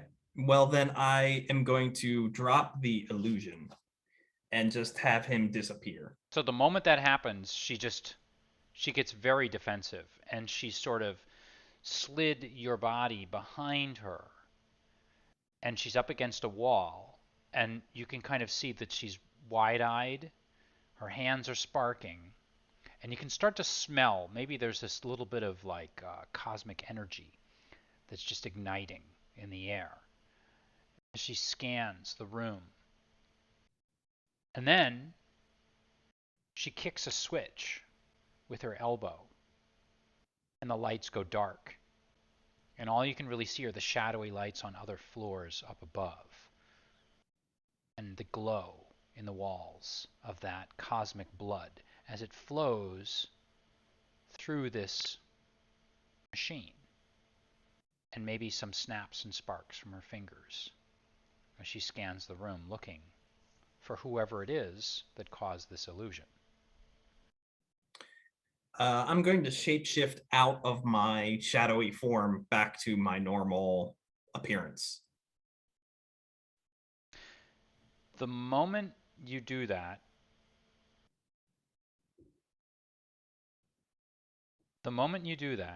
she freezes. And there's a look of disbelief on her face. And you just hear, "Oh, you mother." And she begins to swirl her hands in front of her. And you get a very quick flash of intuition here without even rolling. She basically thinks that was a fake you, and now the fake you is back, and she's not going to let you fake her out one more time. And so what I need you to do is roll for initiative by rolling your D100. 32. A 32. She has an 82, which means that she actually goes first. And she is going to use an Eldritch Bolt right at you. Right back at you, because that's the sort of thing that she does. And I'm not going to tell you what her rank is. I'm just going to make the roll. Partly because, you should sort of figure this out on your own, and partly because, it's more fun that way.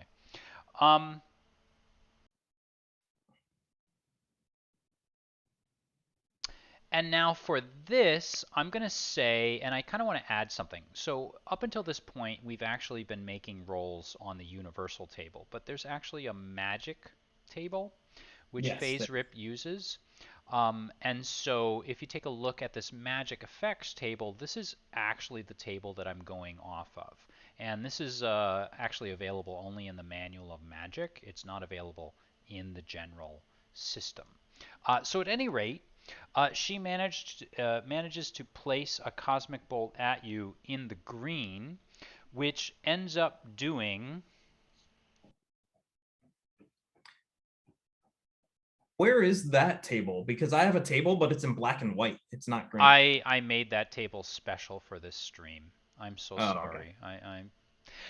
Ladies and gentlemen, MML Digital, the digital division of Manufactured Myth and Legerdemain, we have a team of scientists working 24 hours in white lab coats around the clock, creating all kinds of amazing title cards, intros, and things like that for no good reason at all, other than to be able to make your players feel bad because now they're using a black and white chart. But you can guess that the black and white chart works in the same way. It goes from white, green, yellow, and red. So at any rate, she does actually succeed, and she ends up doing, it looks like 20 points of damage to you, which I know is, that's a lot. That is a lot.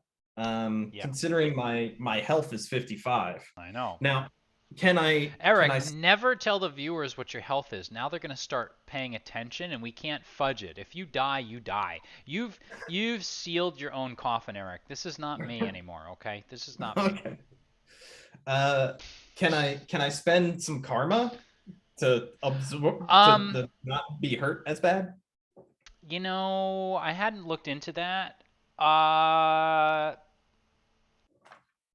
Yeah, I'll say yes. I'll limit to 10 because I honestly don't know if that's possible. It seems like the sort of thing that would be possible, but I'll allow you to limit to 10 karma points of absorption. Okay. All right. Don't tell them how many karma you have in case you have to fudge it and cheat. Well, I have a lot, so it would be fine. Yeah, but I'm going to adjust my health. Yeah, right. Yes. Okay. So it is now indeed your turn. And once she has let her Eldritch Blast rip. It is up to you now. Oh, well, she seems to be protecting my body and all of that. So I'm not going to attack her. I'm going to Deleve Sorf. I'm going to cast my force field. Deleve Sorf. All right. So go ahead and is there a particular, do you have to actually roll for this, or does it actually just sort of instantaneously work? I'm pretty sure it just instantaneously works, but let me search Yeah, the double check it. manual real quick.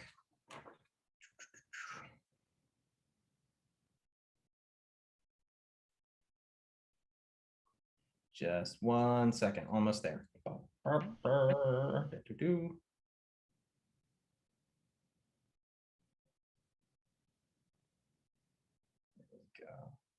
Caster can create a sorcerer shield.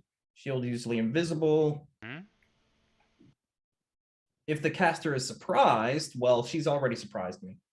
Well, Hit me. yeah, but you're not really surprised. I mean, you can't use the shield to get rid of, No, the whatever. she's already You hit can't me. Yes. retroact. Right, right. And technically, we're not actually playing this totally the way that Marvel superheroes is supposed to be played. You're supposed to declare everything that you're going to do before we actually start making rolls, but just in the interest of speeding things along and because I'm being lazy.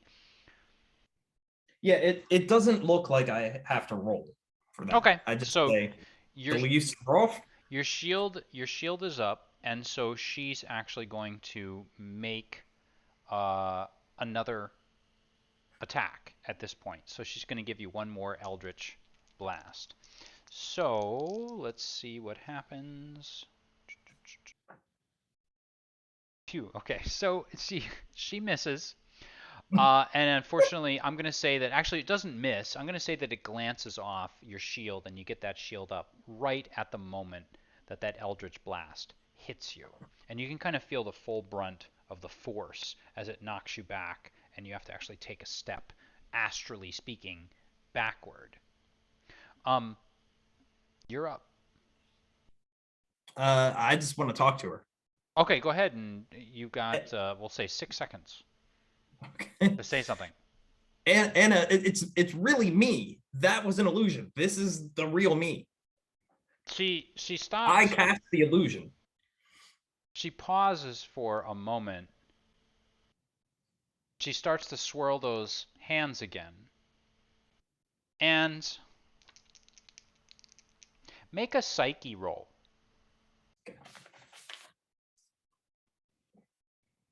Just so you know, Yeah. my psyche is unearthly. And, and I rolled a 60. Yeah. Even with a column shift, that's still going to succeed. So she stops just as her hands are kind of like spinning up and starting to glow at their maximum. You know that if there's just another thought, and those hands are going to ignite, and she's going to launch an eldritch blast straight at you. She doesn't lower them, but she pauses. If you're really you, and she kind of nudges her head in the direction of where your body is, which is behind her now. Tell me something only you would know, and I. Uh, I was your first kiss when you were 14. That'll do. She stops for a moment and she says, "Actually, I lied. I know I told you that, but you were my 17th kiss." And It's then fair. the energy crackles out of her hands. What are you doing? How did you how did you and she looks back at your body, and then she looks at you. How did you get out? I am out of my body. I don't know. I just woke up as an astral projection. I walked down these stairs and I didn't know it was you. I just saw a person sitting next to my body. So I disguised myself as one of these shadows and then I projected an illusion of myself because I didn't see your face. I didn't know it was you. I didn't know if it was someone I can trust. All I know is I'm out of my body. I can't leave here, and I feel like I'm being held captive. And then I see one person. I wasn't sure who I could trust. So I projected an illusion of myself. But this is really me.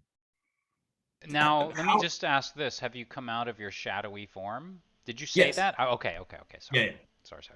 So I'm no longer my shadowy form. I'm actually I look like me, but the astral projection.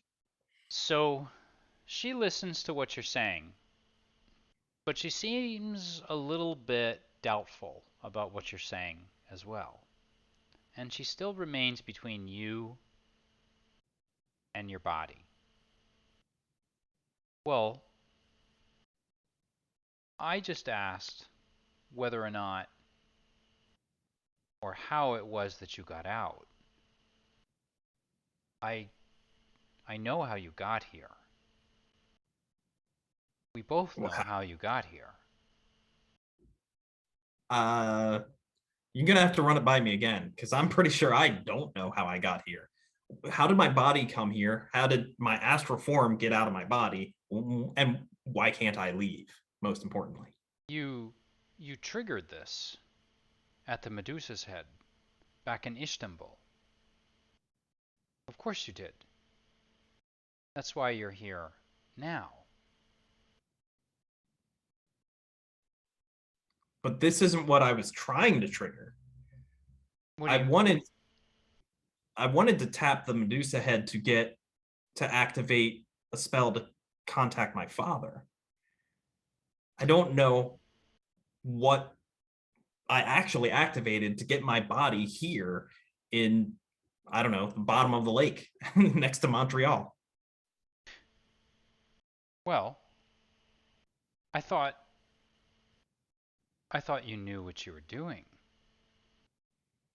When have I ever known what I'm doing? She Just a laughs. dream. She laughs at that, and actually, then she has no choice but to agree with you on this point. Um, and so she sits down beside she goes and she grabs one of the chairs, and she sits down beside your body, but she's still keeping you, the astral projected you, between, or I should say, she's keeping herself between you, the astral projected you, and your body. And she looks down at the ground. I know that we've always competed, but you know I was only trying to make you, well, it was only because you know how it is with siblings. You're the one that always got the attention. You're the one that always got, you got the favorable, you always got dad's favor. And I was the one that was always stuck holding the short end of the stick. But now, you know, I'm just trying to bring dad back. Isn't that what we all want? Back from where? You're ahead of me on this. I just realized he was gone. Maybe another argument for why I should stop drinking. But I don't know where he is or how to get him back. So if you could clue me in a little bit, that would be helpful. Well, let's just say that I managed to figure out that you are the link to dad. And let's just say that I planted some, well, let's just say that I planted some evidence. I planted a trail so that I could use you as kind of like a hook or kind of like bait. Get dad to come back here. Now, I know that's not really fair, and I know that's not really the right thing to do, and I know we've kind of competed a lot here, but I think you would agree that if you could be used as some sort of a hook or a trigger or bait to bring Dad back, I think you'd agree that, and she leans over and she looks at your body, I think you would agree that this is probably the best for all of us, wouldn't you? We both want Dad back, don't we? Uh, n- None of this seems like it's connected to the same. Are we thinking about the same dad? That's that bit is confusing for me because it feels like you have somebody else in mind. I don't know about hooks and bait and trigger and pulling. Uh, dad, my dad, normal dad, Tim would just step through a portal. He doesn't need special permission or a line tethering him to reality. He's just another magic user like me. The language you're using sounds like the extra dimensional beings, the gods that help us with our powers. They Make can't step onto this plane. make a psyche roll. No, make an intuition roll. Okay. Intuition is monstrous, by the way. Hmm? 44. Just not just barely. That's pretty good. Uh, she's not being straight with you. And she goes on to explain that Dad disappeared and somehow he was trapped. And the connection between you and Dad was always magically and cosmically speaking very, very strong. And so she admits and abashedly she shrugs and says, "Well, let's just say I was hoping to use you as kind of like you're like a fishing pole, and your energy is kind of like a hook being cast out, and I'm using you to find Dad." Oh, find him. Oh, okay. Uh, And this right, doesn't, according to your intuition roll, this just doesn't quite strike you as being totally true. right. Well, I think I'm done with conversation at this point. So I'm going to take a run and jump back into my body.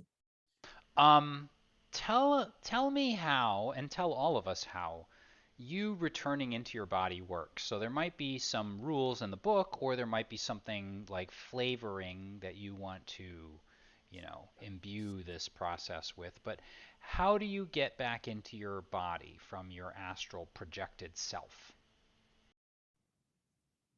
Uh, Oh, he's looking it up very quickly. I am, yeah. So astral projection doesn't really have much of a description of how to get in and out of your body. Mm-hmm. It's okay. You can. That's the Marvel system was made, or I should say, the phase rip system was made to be kind of like general. So we can call that. We can give you the opportunity to interpret this. How would you like to go about the process of getting back into your body? So for me, it does say that I can grab in my astral form. I can grab somebody and pull that person into the astral plane with a feet roll, which is fun. But that's not what I'm trying to do right now. No, for me, the system is I have to make physical contact with my body. Like my astral form has to touch my body. And I have to line up at least one part. So if I can get my pinky nail in the same Oh, position as right, my physical pinky nail, then right. the rest of my astral form swings into position and then conforms to the body. Yeah. So that's what I do. I run along the floor as though I have a form and dive at it and try to get one of my hands, fingers, hairs, something Something aligned aligned. with my body. So at this point, though, you're going to have to get past her because as you charge forward, she's now clearly trying to block you. Mhm. And as she does so, her hands go up and they start to spark and crackle with that cosmic energy. So here's what we're going to do. I'd like you to roll for initiative. So go Okay. ahead and make a D100 roll. Then we're going to see how this works. 24. That is actually really good because she made a crappy roll. Even crappier than a 24, relatively speaking. So you're able to go first. She's raising her hands as if to block you, and you can hear those electrical snapping sounds as the cosmos starts to sort of like become disrupted. She's about to blast you or do something. What are you going to do? You're just going to charge past her, ignore that, and try and jump into your body? Well, my body is laying horizontally, right? Mm-hmm. And she's standing vertically, and she's Mm-hmm. not that wide, so Mm-hmm. she can't physically block the entire. Yeah, so I'm gonna run straight at her, Mm-hmm. so that she thinks I'm gonna try and pass through her, and then I never played football. I Mm-hmm. was studying magic books and ancient Syria Yeah. and Egyptian scrolls and all that, but I've seen it. So I'm going to run straight at her and then do a fake out and go to the side of her to Right. try and align with touch my own body without touching her. Make an agility roll, just a straight agility roll. So whatever your agility is, Excellent. excellent. Go ahead and make a roll and tell us what you 30, get. 35. 35, and you are excellent. Yeah. Ooh.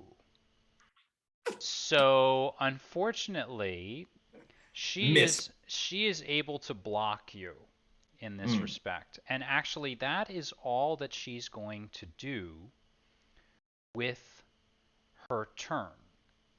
Okay, that is all she's going to do with her turn. And as a matter of fact, she's going to try and grapple with you now, which is odd because you are in your astral projected self, Mhm. but somehow she's able to grapple with you. So she's either on your wavelength or she is maybe astral projected herself. So for grappling, when it's like a cosmic grappling, ooh, fortunately, she's able to hold you back. And she's wrestling with you for just a moment. And now we switch back to your turn once again. Okay. Well, I take a moment to realize I'm enjoying the grapple because she was my childhood crush and she's still hot. But I need to push back and get free of her. Mm-hmm. So that's what I do. I'm gonna let that actually happen without a roll. And the impression you Okay. get is that she's just trying to get you away from your physical body. Okay. And then I'm gonna go with I'm gonna go with another spell here. Trying to think of something that would help me out with her. And I Mm-hmm. think I'm going to do this. Here we go. Scarlet Fear, Crimson Crystals. No, I'm going to say, let the crimson bands of Sidorak bind my foe. Which And does what?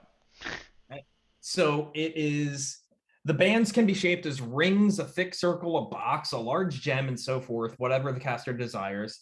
In addition, the bands can also be manipulated like a whip for snatching things or like a rope for pulling characters out of danger. Mm-hmm. I'm going to, like Indiana Jones, whip Yeah. at her wrist and try and yank her out of the way. Okay.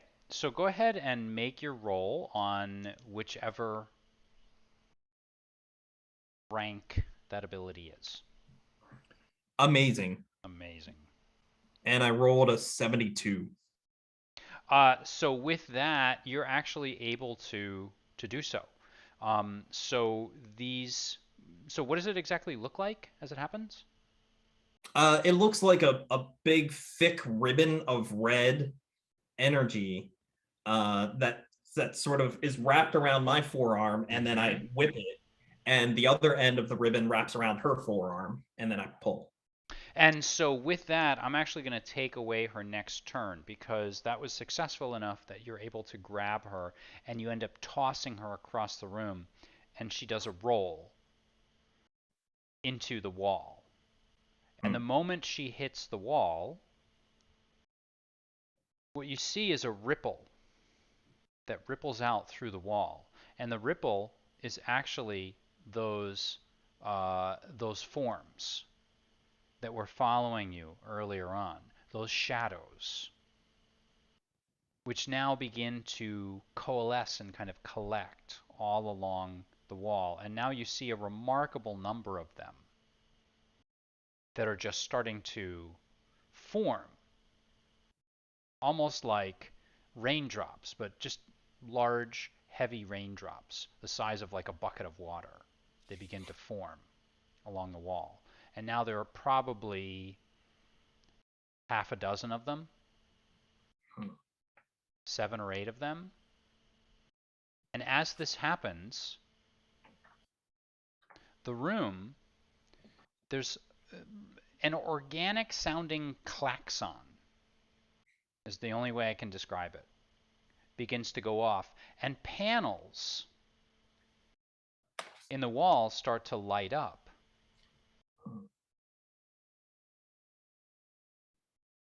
And obviously, there's some sort of an alert going on right now. And when this happens, she looks around in a in an angry, frightened um, expression. Hmm. I Now that I'm completely free to, I jump back into my body, and And not you the are, running, diving desperation. I just sort of put my pinky where my yeah. pinky is, and then swing into my body and sit up. So the moment that that happens, you're confronted by imagery startlingly similar to that which you saw earlier on when you first read the mind of that shadowy form. The moment you leap into your body, um, you're immediately in darkness. And then below you, you see those 4 concentric rings. And as you look, though, on either side of the 4 concentric rings are 2 enormously large, infinitely large forms. On one side, what you see are as Carl Sagan would say, billions and billions and billions of universes. And you know intuitively that you're seeing billions and billions and billions of realities. On the other side of these 4 concentric rings with the center planetoid, what you see is some sort of what primitive people would call the afterlife, what those people not in the know would call the afterlife, an incorporeal world where souls and spirits go after they leave their corporeal form, which is in these universes over here. And you descend maddeningly fast in a tornado, riding some sort of cosmic wave.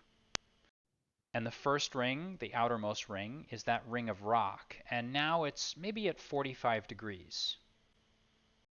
The second ring, maybe at 30 degrees, is a ring of water covered in ice. The next ring inward, you can see now, is a desert ring.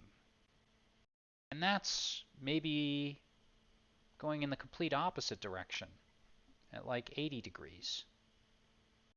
There's a final ring which is just a simple ring that's almost vertically, standing vertically. And that's the ring of a vine around this planetoid.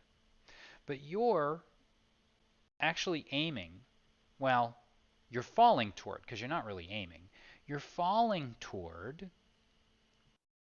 one single island of ice on that ring of water.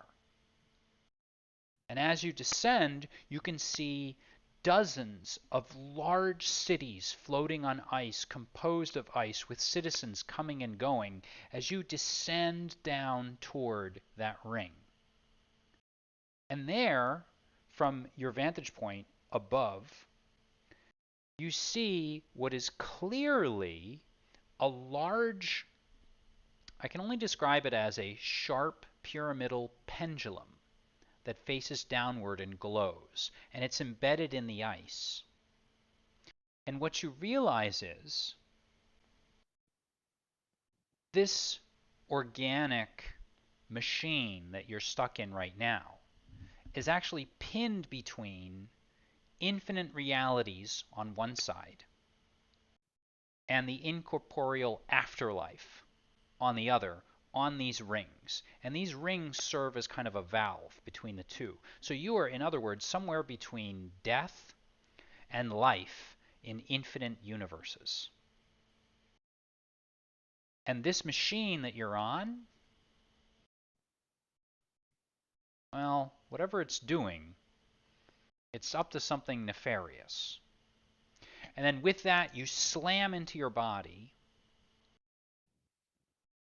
And when you look around, you're in it, but you realize that this machine is overlapping in multiple dimensions. And you're probably in your own dimension, your own reality, but it's also overlapping with that, we'll call it a ring realm. And as you look up, she has disappeared. She's gone out, she's left. Where she's gone, you don't know. But those shadows are descending on you now. And interestingly, you get the feeling and you intuitively know that someone from that other dimension, from those other realities, are bearing down on your location in Montreal, in Lake St. Louis, coming down the St. Lawrence River. And probably they found this spot, this temporal hole or tear or whatever it is. After all that, what would you like to do?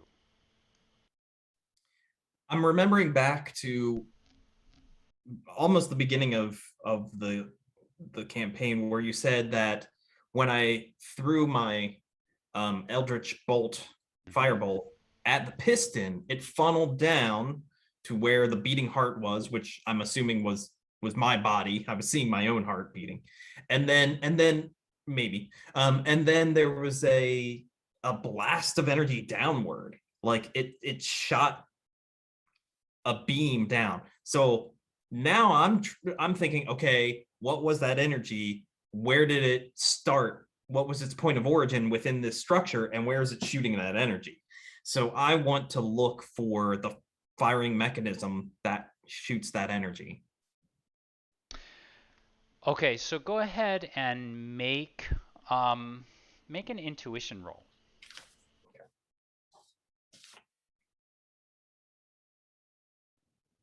70. And my intuition is monstrous. Okay, so I would say that with a 70, you easily succeed. Um, so you've definitely got an idea of where that point would be looking around the room, and it's maybe a few, we'll say it's a couple floors up. Um, and you could probably get there, assuming you can make your way through those shadowy creatures.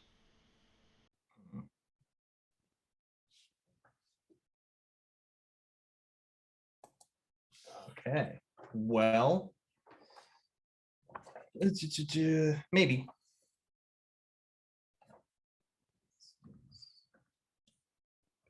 I'm I'm prepping a backup spell is what I'm doing here. Mm-hmm. Just so you know.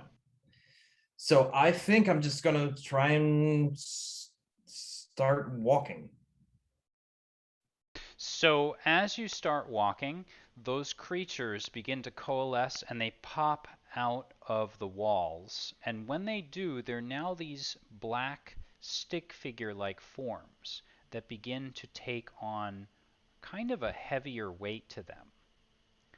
And they move slowly with you, and they're no longer sliding along the walls. They're actually walking behind you, but they're walking in a very slow fashion.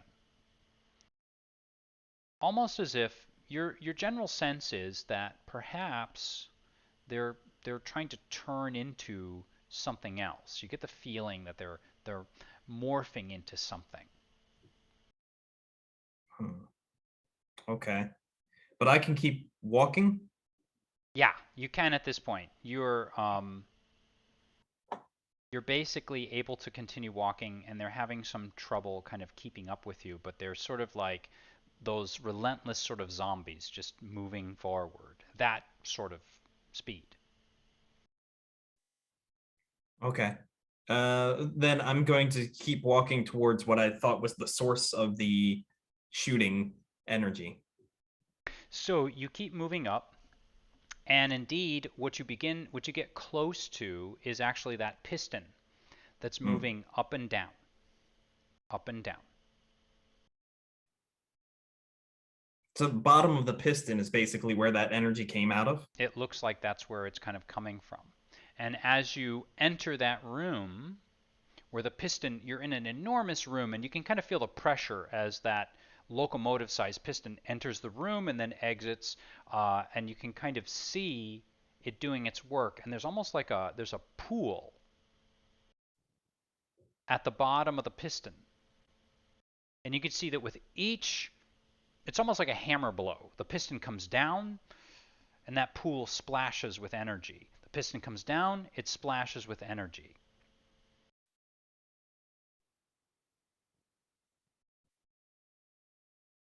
Hmm. And now, looking back behind you, those darkened forms are getting a little bit faster as they head down the hallway, and now they're no longer shadowy shapes. They've got these red maws and red eyes that glow like magma. And in the Hmm. center of their chests, maybe about where their sternum would be, beneath their rib cages, you can see a hot molten red glow. Hmm. Okay. Well,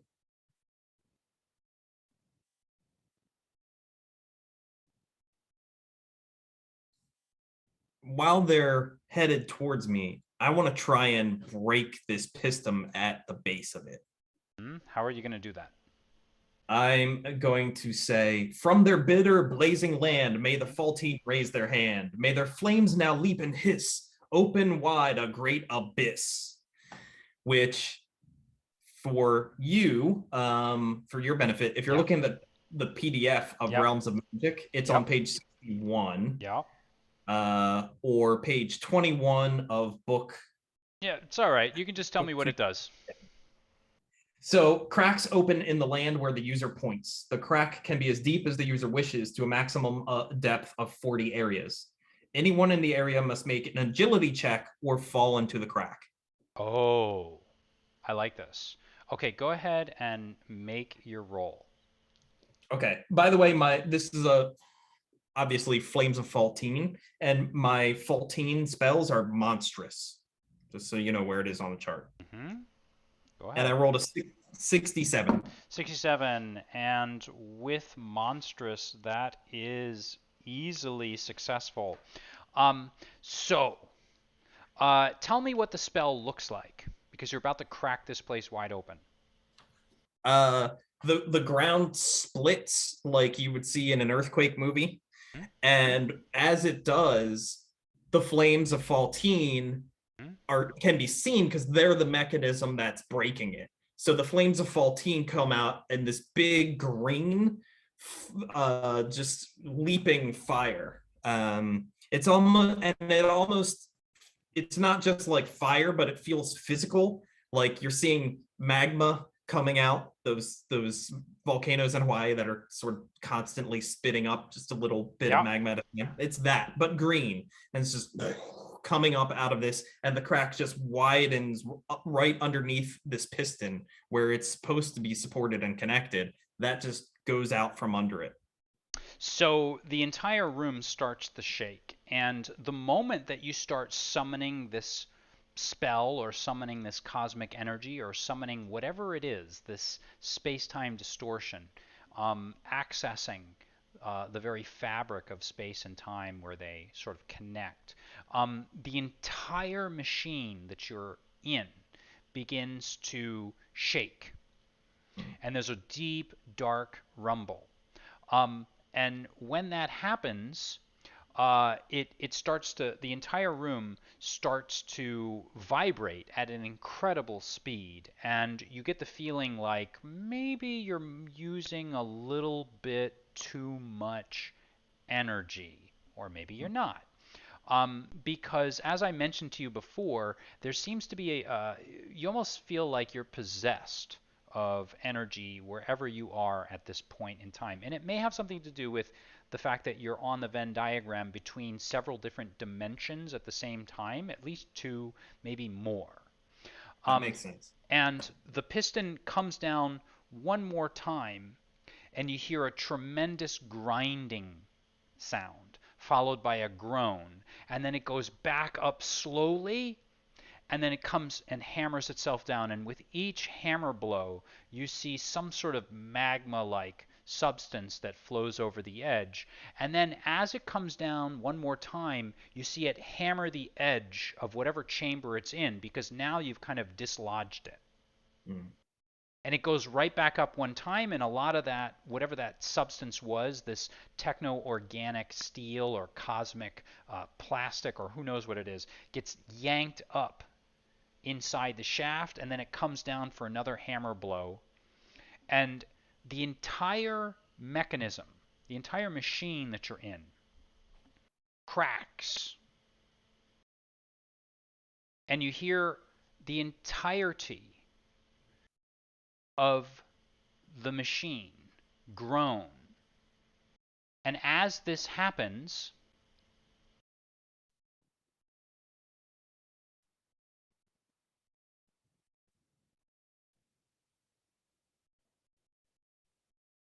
as this happens, you are open up and expose several others that are several floors up above you, coming from the outside.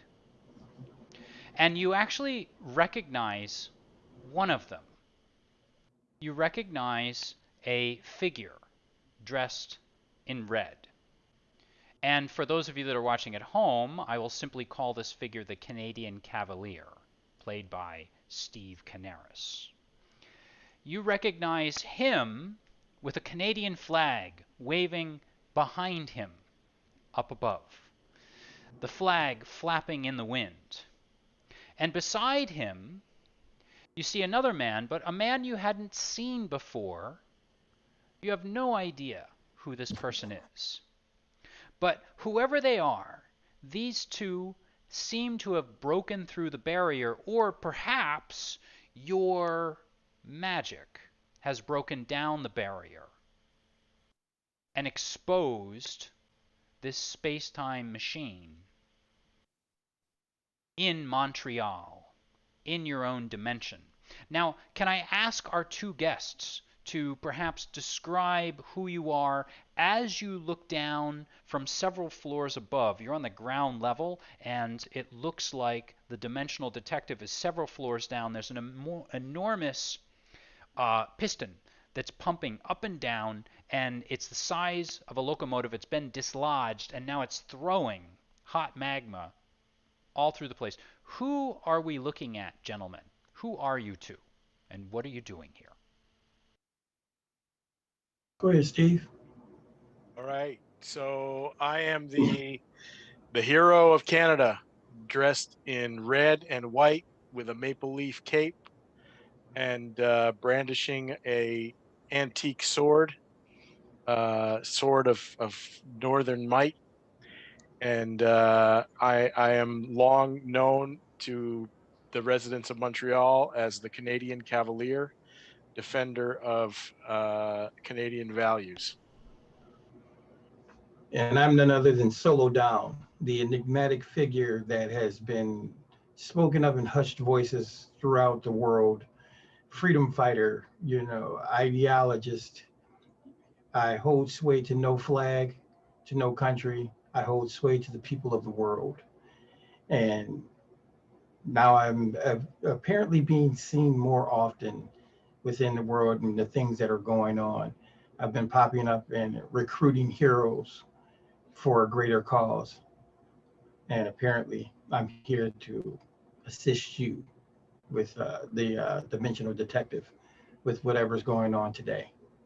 And so these two, for the past several weeks, have been working together.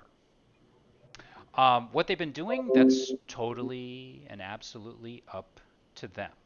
But at the moment, they are here because they were investigating, I believe, a space time distortion in the lake, Lake St. Louis, just south of Montreal.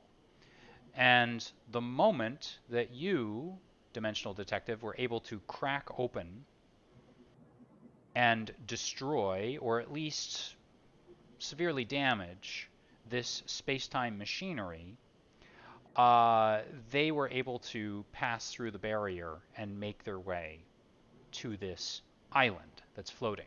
So at this point, there are several creatures. They look like, actually themselves, they look like locomotives that are smoking from their mouths and from their eyes and actually from their chests. They're glowing hot red magma that are descending on Dimensional Detective. And they're about to attack him.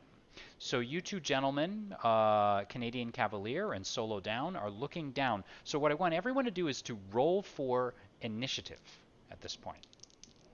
Are we rolling a D10 or a D100? Roll a D100 just to keep it simple for me. I rolled 11. 11, 24 from you, Dean. Or I'm sorry, from Solo Down.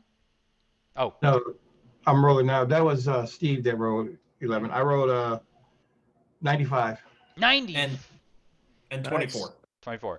So Marvel superheroes, or I should say the phase rip system, is pretty similar to Cypher system in that I simply take a look at I look at two different roles. I look at the roles of the good guys and the roles of the bad guys. And in this case, Dean, with your 95, you easily beat these creatures, these magma-like creatures that are now coming out of the woodwork, metaphorically speaking, to attack the Dimensional Detective. So I'm going to leave it up to you guys to go ahead and make the initial attack. And I'm going to say that there are 6 of them that are bearing down on him. You two up top are looking down. Go ahead and make your first move, whatever you'd like to do.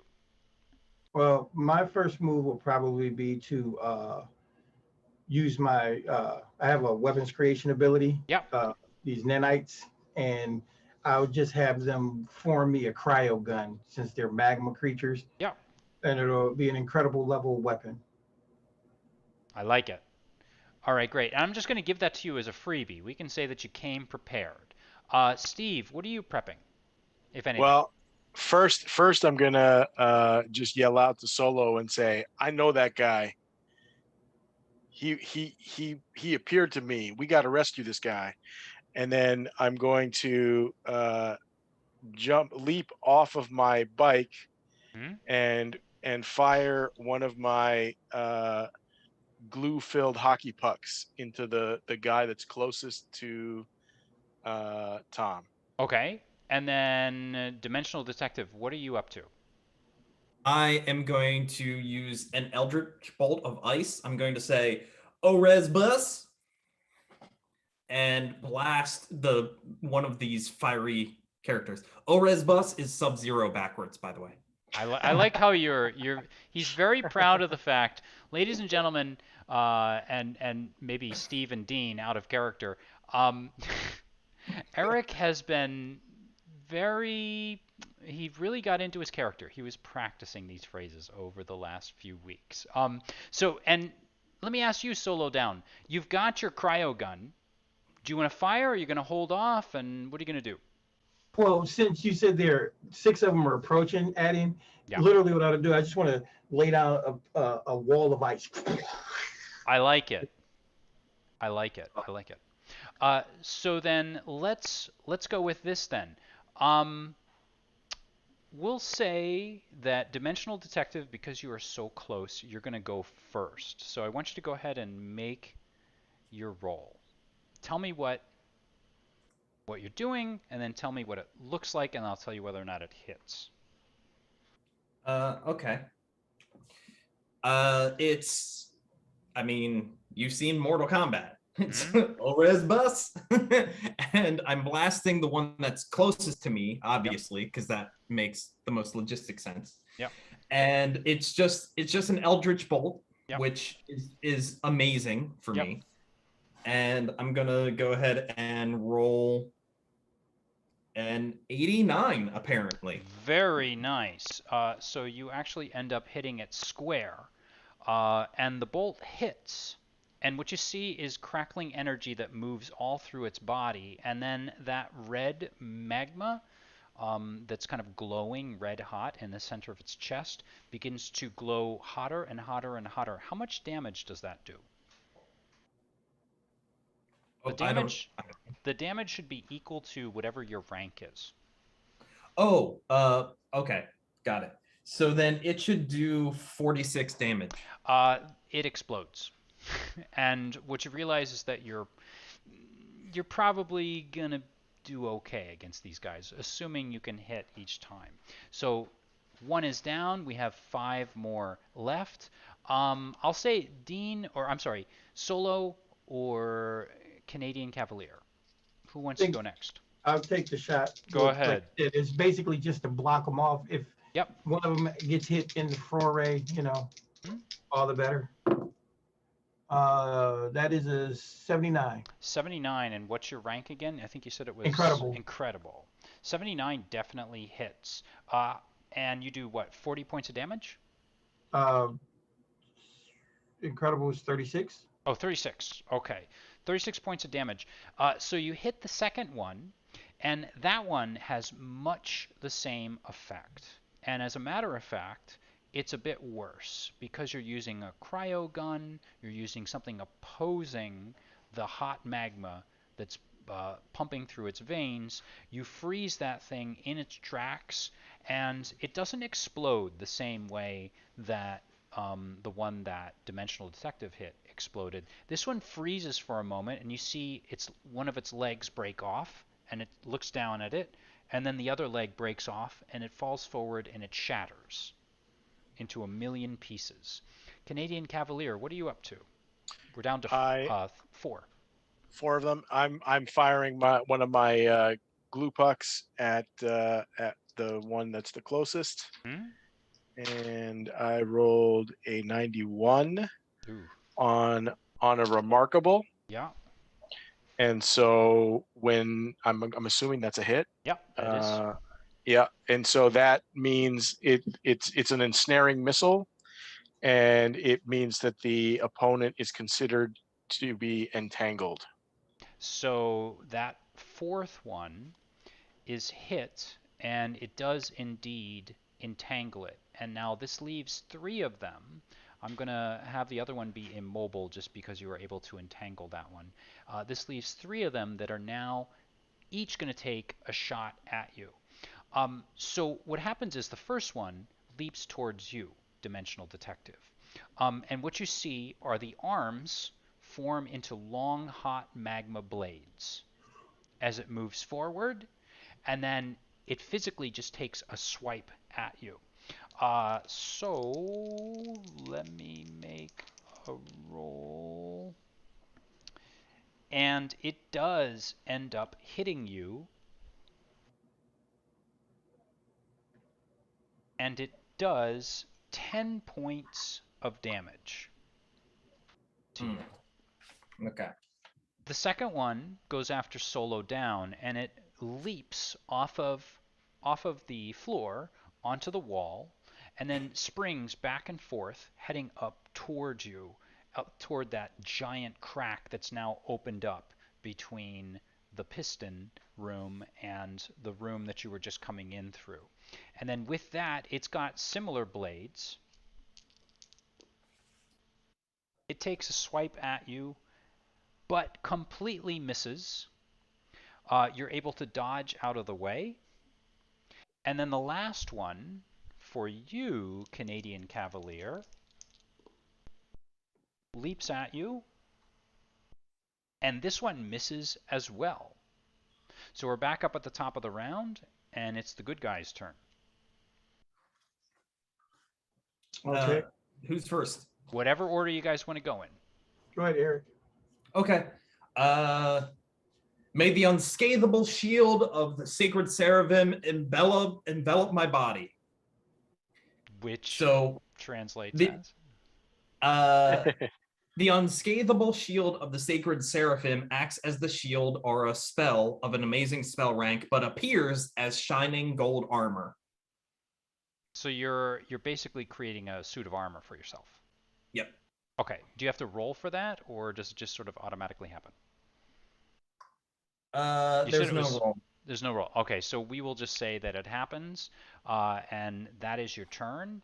Uh, Solo Down or Yeah. Canadian Cavalier? Who would like to go up next? So basically, when you see when Solo dodges out of the way, just as this an action, he just throws the gun, and you Yep. see the nanites reform into drones Oh, I like around it. the thing. Mm-hmm. You know, these drones around the thing, and they just open fire again with the cryo. Cool. With the cryo weapon, and it's a again incredible strength attack. Yep. Go ahead and make your roll. That is a 99. 99. Wow. Oh my God. You guys are on it. You had a 95 and now a 99. These are good dice. And they sound good too. Like I was Those are listening the to. tallest. Those are the tallest dice. Are they really? You know, Yeah. it's ironic. I'm wearing my Numenera shirt too. I should really be wearing a phase rip shirt. But And I should have put my Marvel shirt on, huh? yes, right, exactly. So with that, you're able to lay down more fire. And what was the damage on that again? Incredible damage. 36. 36. This second one freezes up, and when I say the second one, I mean the third. So this one freezes up, it falls over, and it shatters into a million pieces. So you've got two that are left that are mobile, one that is still pinned by Canadian Cavalier's sticky hockey puck. And And you're up, Cavalier. All right. So the one that took a swipe at me and that I dodged, I'm Mhm. going to pull out my sword and try to stab it right between the ribs. Yeah, go right ahead. Make your roll. I rolled a 2. Oh, I don't even have to check the chart for that. So tell us, you tell me, how do you fail that roll? I don't want to shame So you in public. You I shame yourself. absolutely. So with the confidence of a Olympic skater, I pull out my sword and I go to stab him with it, and I trip and fall and land flat on my face. Perfect. Perfect. I love it. And maybe even you're hanging over the edge. Nah, I won't. I won't go that bad. But all right then. So the last two remaining ones are up, and that third one is on the ground struggling, pinned to the ground by your sticky glue stick hockey puck. So one of them is going to go after Dimensional Detective. And they miss again. The second one. Or they glance off of my golden shining armor. Okay, we'll call it that. Good flavoring there. And then the next, that's right, because otherwise it's useless. The next one makes a swipe at Solo Down, and Solo, he ends up, or it ends up hitting. Um, doing another 10 points. Well, for you, it's your first 10 points of damage. Well, actually, I have Iron Will, Oh, and that actually I can basically, it's incredible. So 40 points, it'll just ignore it. I can just basically uh, let it falls through. It doesn't get through my yep. basically my genetic engineering. So essentially, you're soaking up to 40 points of damage. Is that Yeah, correct? Okay, yeah. cool. So tell us what that looks like when it actually hits. Does it go into you? Does it Well, glance no, off you? What does it do? basically what happens is it hits and you see the flaming magma. My skin turns bright red for a Mhm. second, and then as I spin away, you see the color just recede. And he goes, "Nice try, idiot." Perfect. I like it. So with that, we're back at the top of the round. We have two of these guys that are left. It's the three of you, Isn't and it three of them? Just one is stuck. you're right. It's two with one of them stuck. So three Yeah. in total. And I want to remind you guys that there's still a massive piston, which I've failed to describe, but it is going up and down and spewing hot magma or maybe cosmic detritus all through the room. Okay. Well, Yeah, it's an important detail. Sorry. Right, we're fighting as this thing is about to collapse on I us. always thought what we should do, what we should really do is do we should make a movie that features what's actually happening in the game based on what the GM describes and what the players describe, and like have the ironic discrepancy between the two. But I digress. So you gentlemen are all up. Who wants to go first? Well, I would love to collect the group together a little bit. Since Canadian Cavalier is face down on the ground, he's the least mobile at the moment.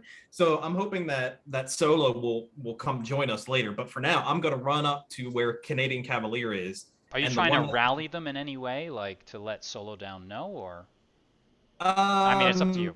Not yet. I will in a minute, but for now, I just want to, you know, we have a man down, Hmm. so I want to be close to him, and then Solo can catch up hopefully later.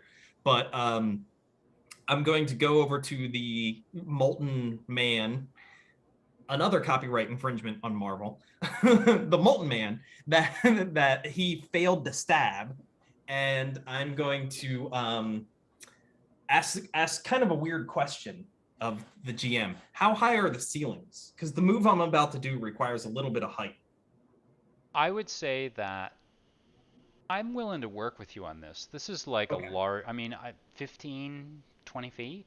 Okay, that's plenty. I'd only probably need 10 for this. Hmm. So I'm going to run over and get up to where Canadian Cavalier is lying down, put myself between him and that monster, and then I'm going to do this uppercut that actually uses my magic spell of levitation.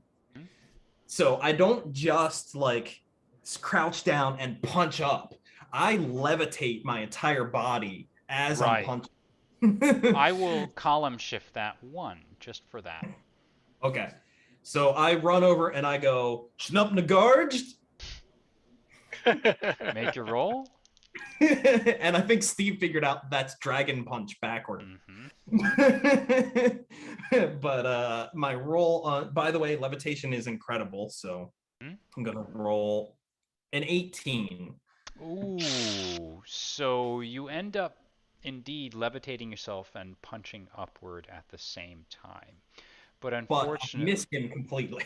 you miss completely as that creature kind of rolls out of the way and manages to dodge out. Who's up next? I guess I'll go. Hmm. If I can, since I have those things, since I have my nanites broken up into the drone, Hmm. could I just have them come down and do a strafing run, and Sounds in the cool. same in the same process, when I see people gathering, I'll use my teleportation device to teleport to their location. So I'll let So you can go ahead and teleport. And then as far as the strafing run goes, are you trying to get both of these creatures? I was gonna get all three and just break the damage up to the three of them, 12 apiece. How about this? Why don't you make the very first one at your full roll, whatever the rank is, the next one at one column shift, and the third one at three or at two column shifts. Okay. Make sense? Yep. So the first one is that incredible. Yep. The incredible attack is an 80. You you hit, no problem. The next one will be at remarkable. Yep.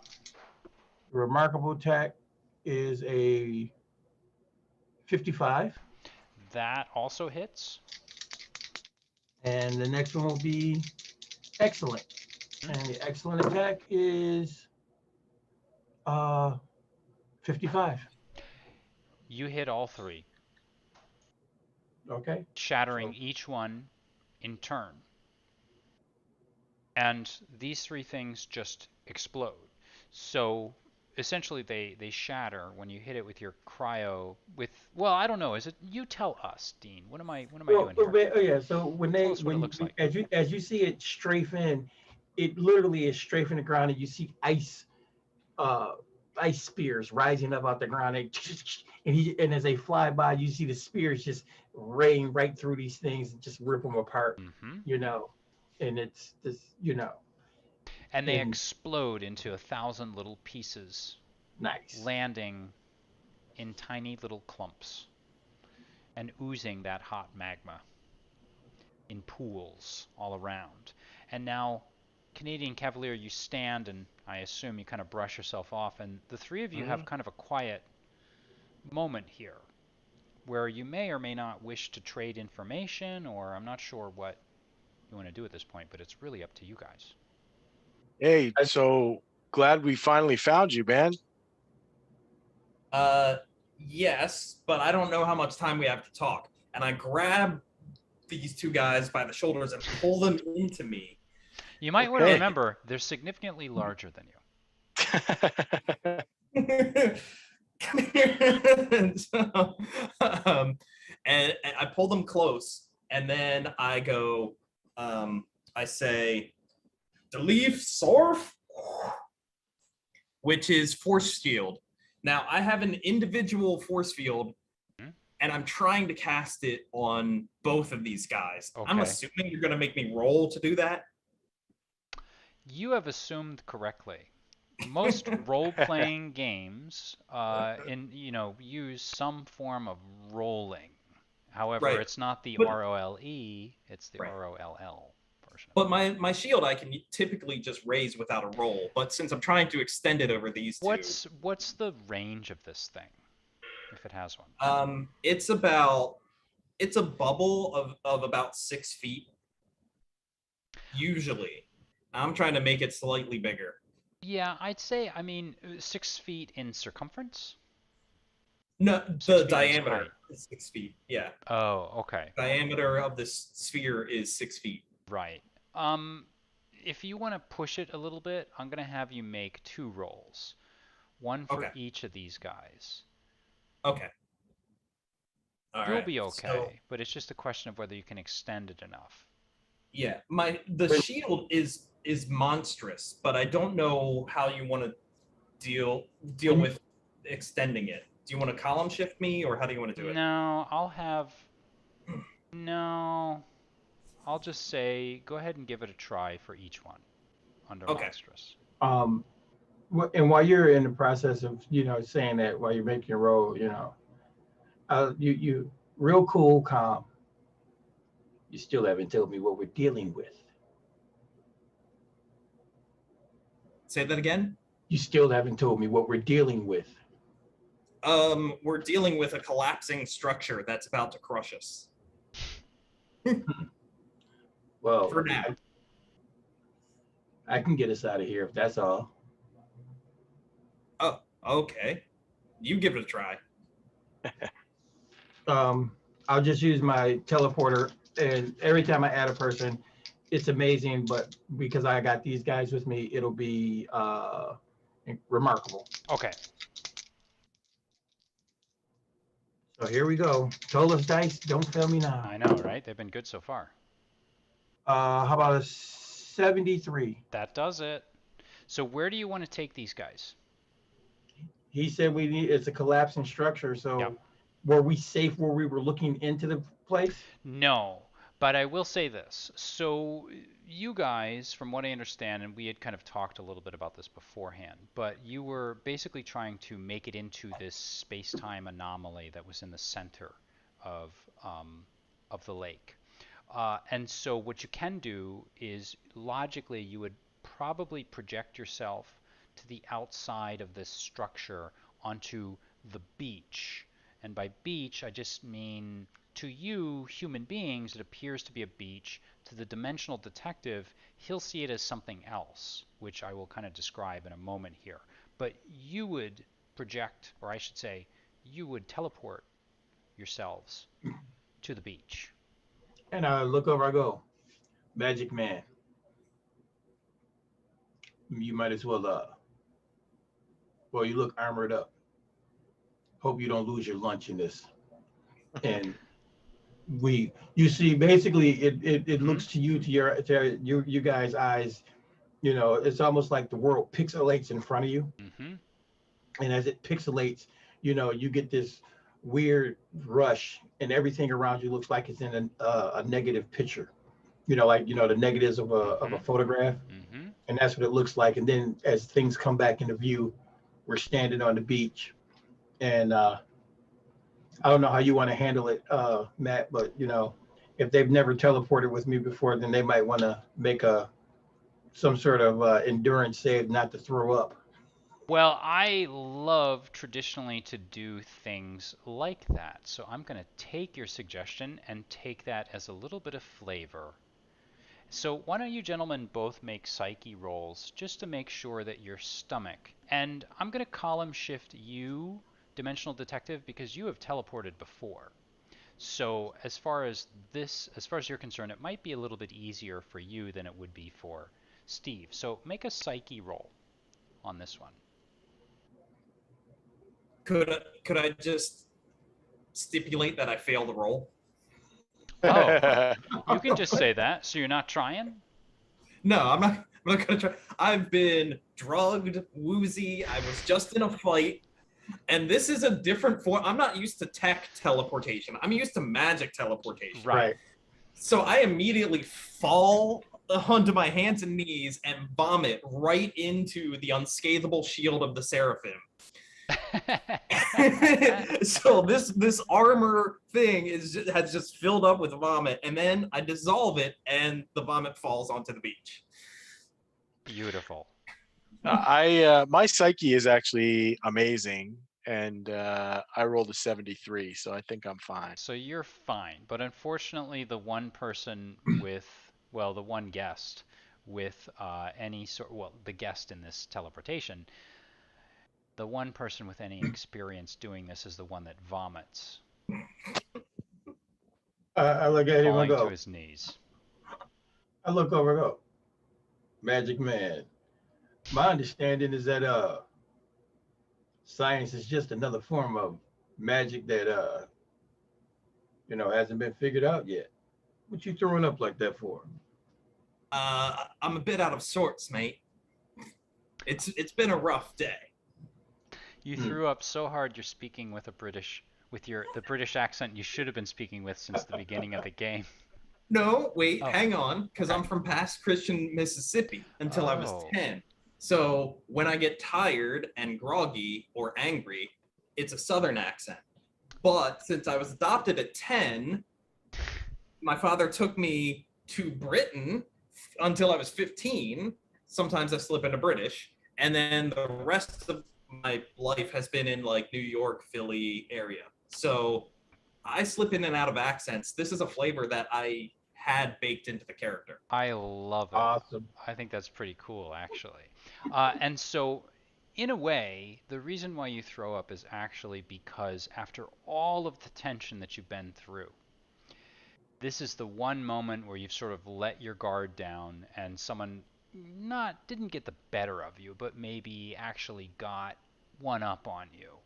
Maybe just because you're tired. Maybe because, again, Solo Down uses tech to teleport. He doesn't use magic. But whether or not that's the same thing, you guys can debate that on your own.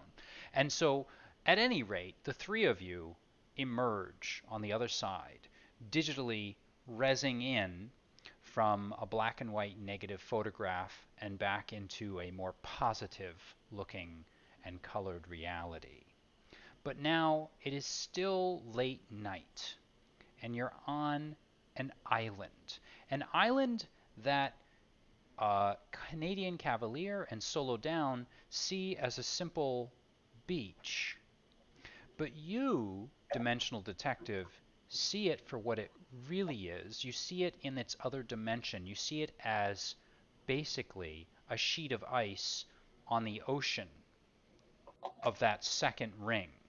And you can see the places where it folds over with reality now, what you'll come to know as Dimension 275. You see them as they cross on the Venn diagram. So to Solo Down and to Canadian Cavalier, all that they see is a strange island in the middle of Lake St. Louis, which doesn't make any sense. To you, Dimensional Detective, you see that strange island being laid over top what it really is, a sheet of ice on the water ring of some other dimensional location. And, more importantly though, you see Anna standing at the edge of the water, watching as the waves lap in and out. And behind you, that enormous piston has now gone kind of out of control. And you can hear and you can feel the vibrations as things within the structure begin to collapse and fold inward on themselves. And Anna looks out over the water.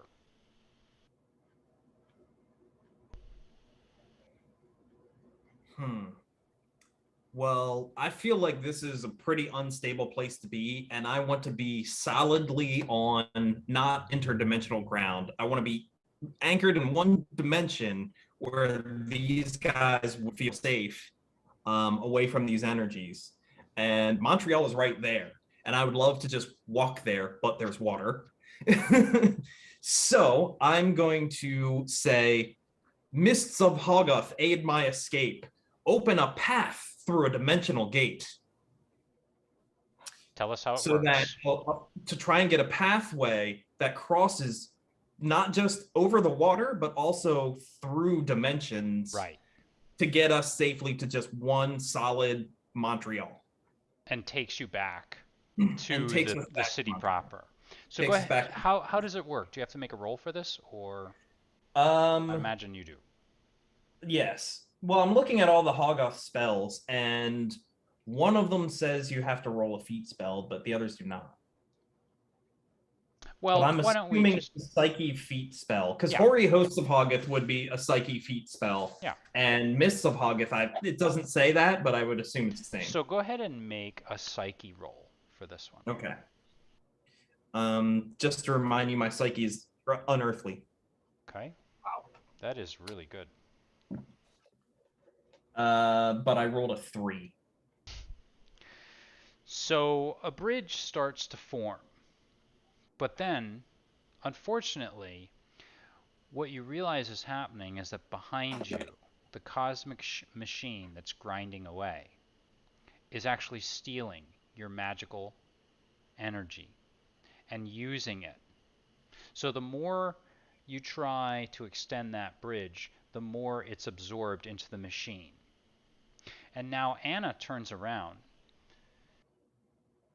She just looks at the machine, and you can see that it's actually pumped, filled with some sort of cosmic mystical energy. And though this piston may have snapped and been broken, it looks like it's half working at this point.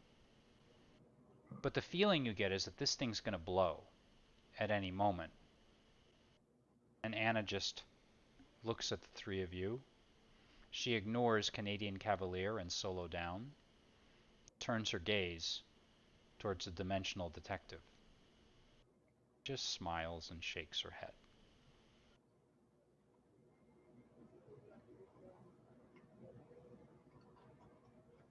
Don't you want to try again, Magic Man? It looked like you got Well, I don't know if it would be the same.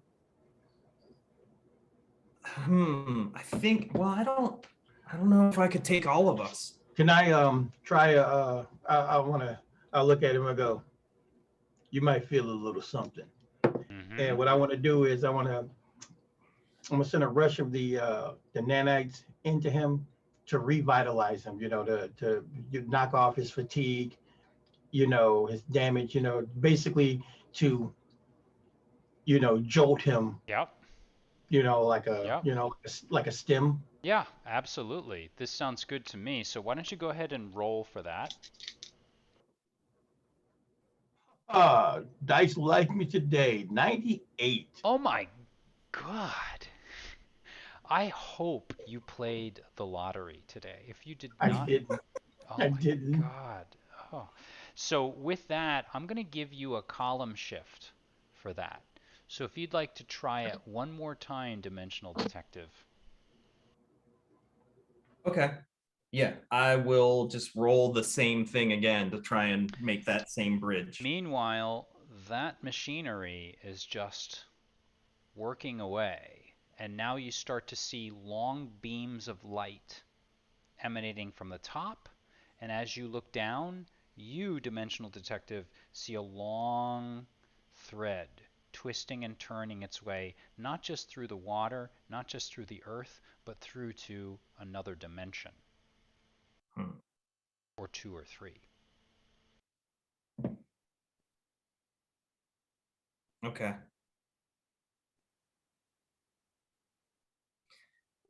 I don't know what to do with that.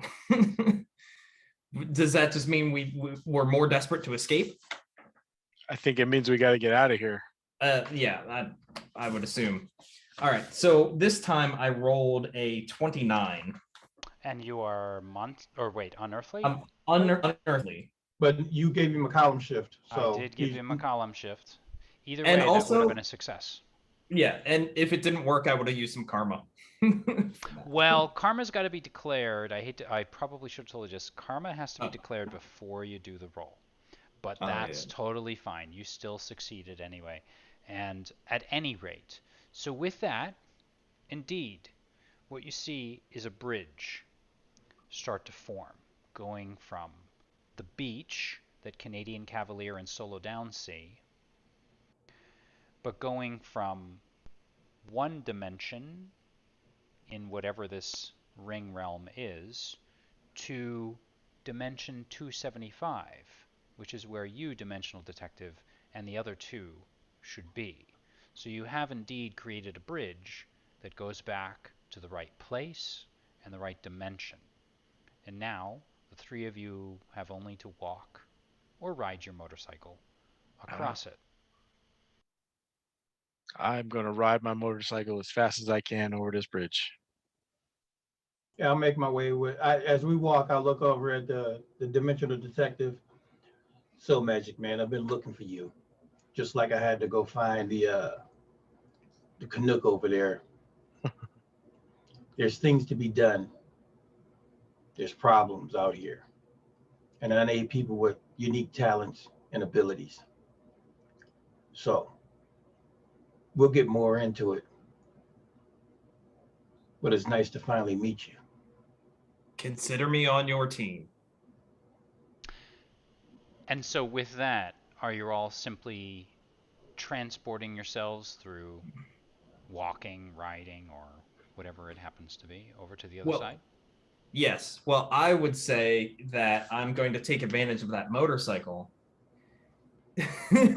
And I'm going to say, Nisha and that lifts me off the ground, and I'm just going to hang on to the motorcycle. Maybe I'll take off my tie and tie it, and just sort of let myself water ski, air ski through on the motorcycle. I'm probably riding a high-tech motorcycle too, since I've been hanging out with the Canadian Cavalier. Probably. It's a little bit of that has rubbed off on you, I would say.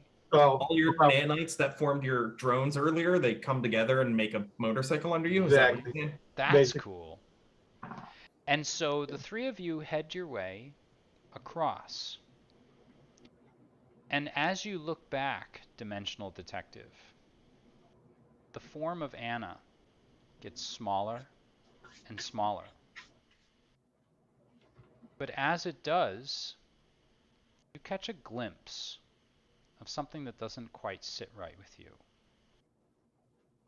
Because Anna starts to fold inward on herself, almost like a piece of origami. And you see the telltale signs of some sort of dimensional shift. And when Anna, if that is indeed who she was, disappears, standing in her place is a very, very, very old looking gentleman. Gazes out across the water, watching you and your two companions as you make your way back to Montreal. Sorry, man. Looks like you got catfished.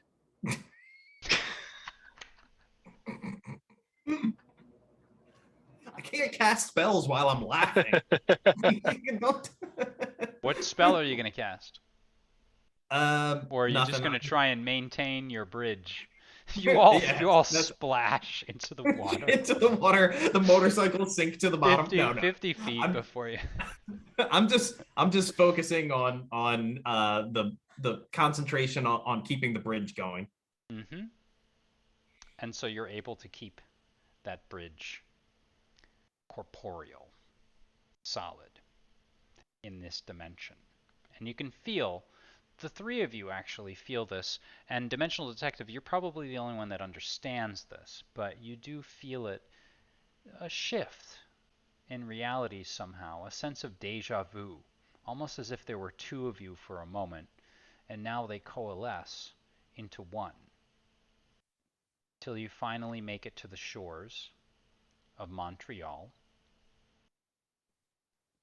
And then the three of you probably have some things to discuss. But for tonight, we're going to leave our adventure there. If you've been watching and you've enjoyed what you've seen, I hope you do like and subscribe. And I hope you stick around, because we'll be doing these solo adventures. We have at least 2 more left before we do a big crossover at the end of the summer. For all of you watching out there, have a great weekend. And from all of us here at Manufactured Myth and Legerdemain, have a safe and happy game.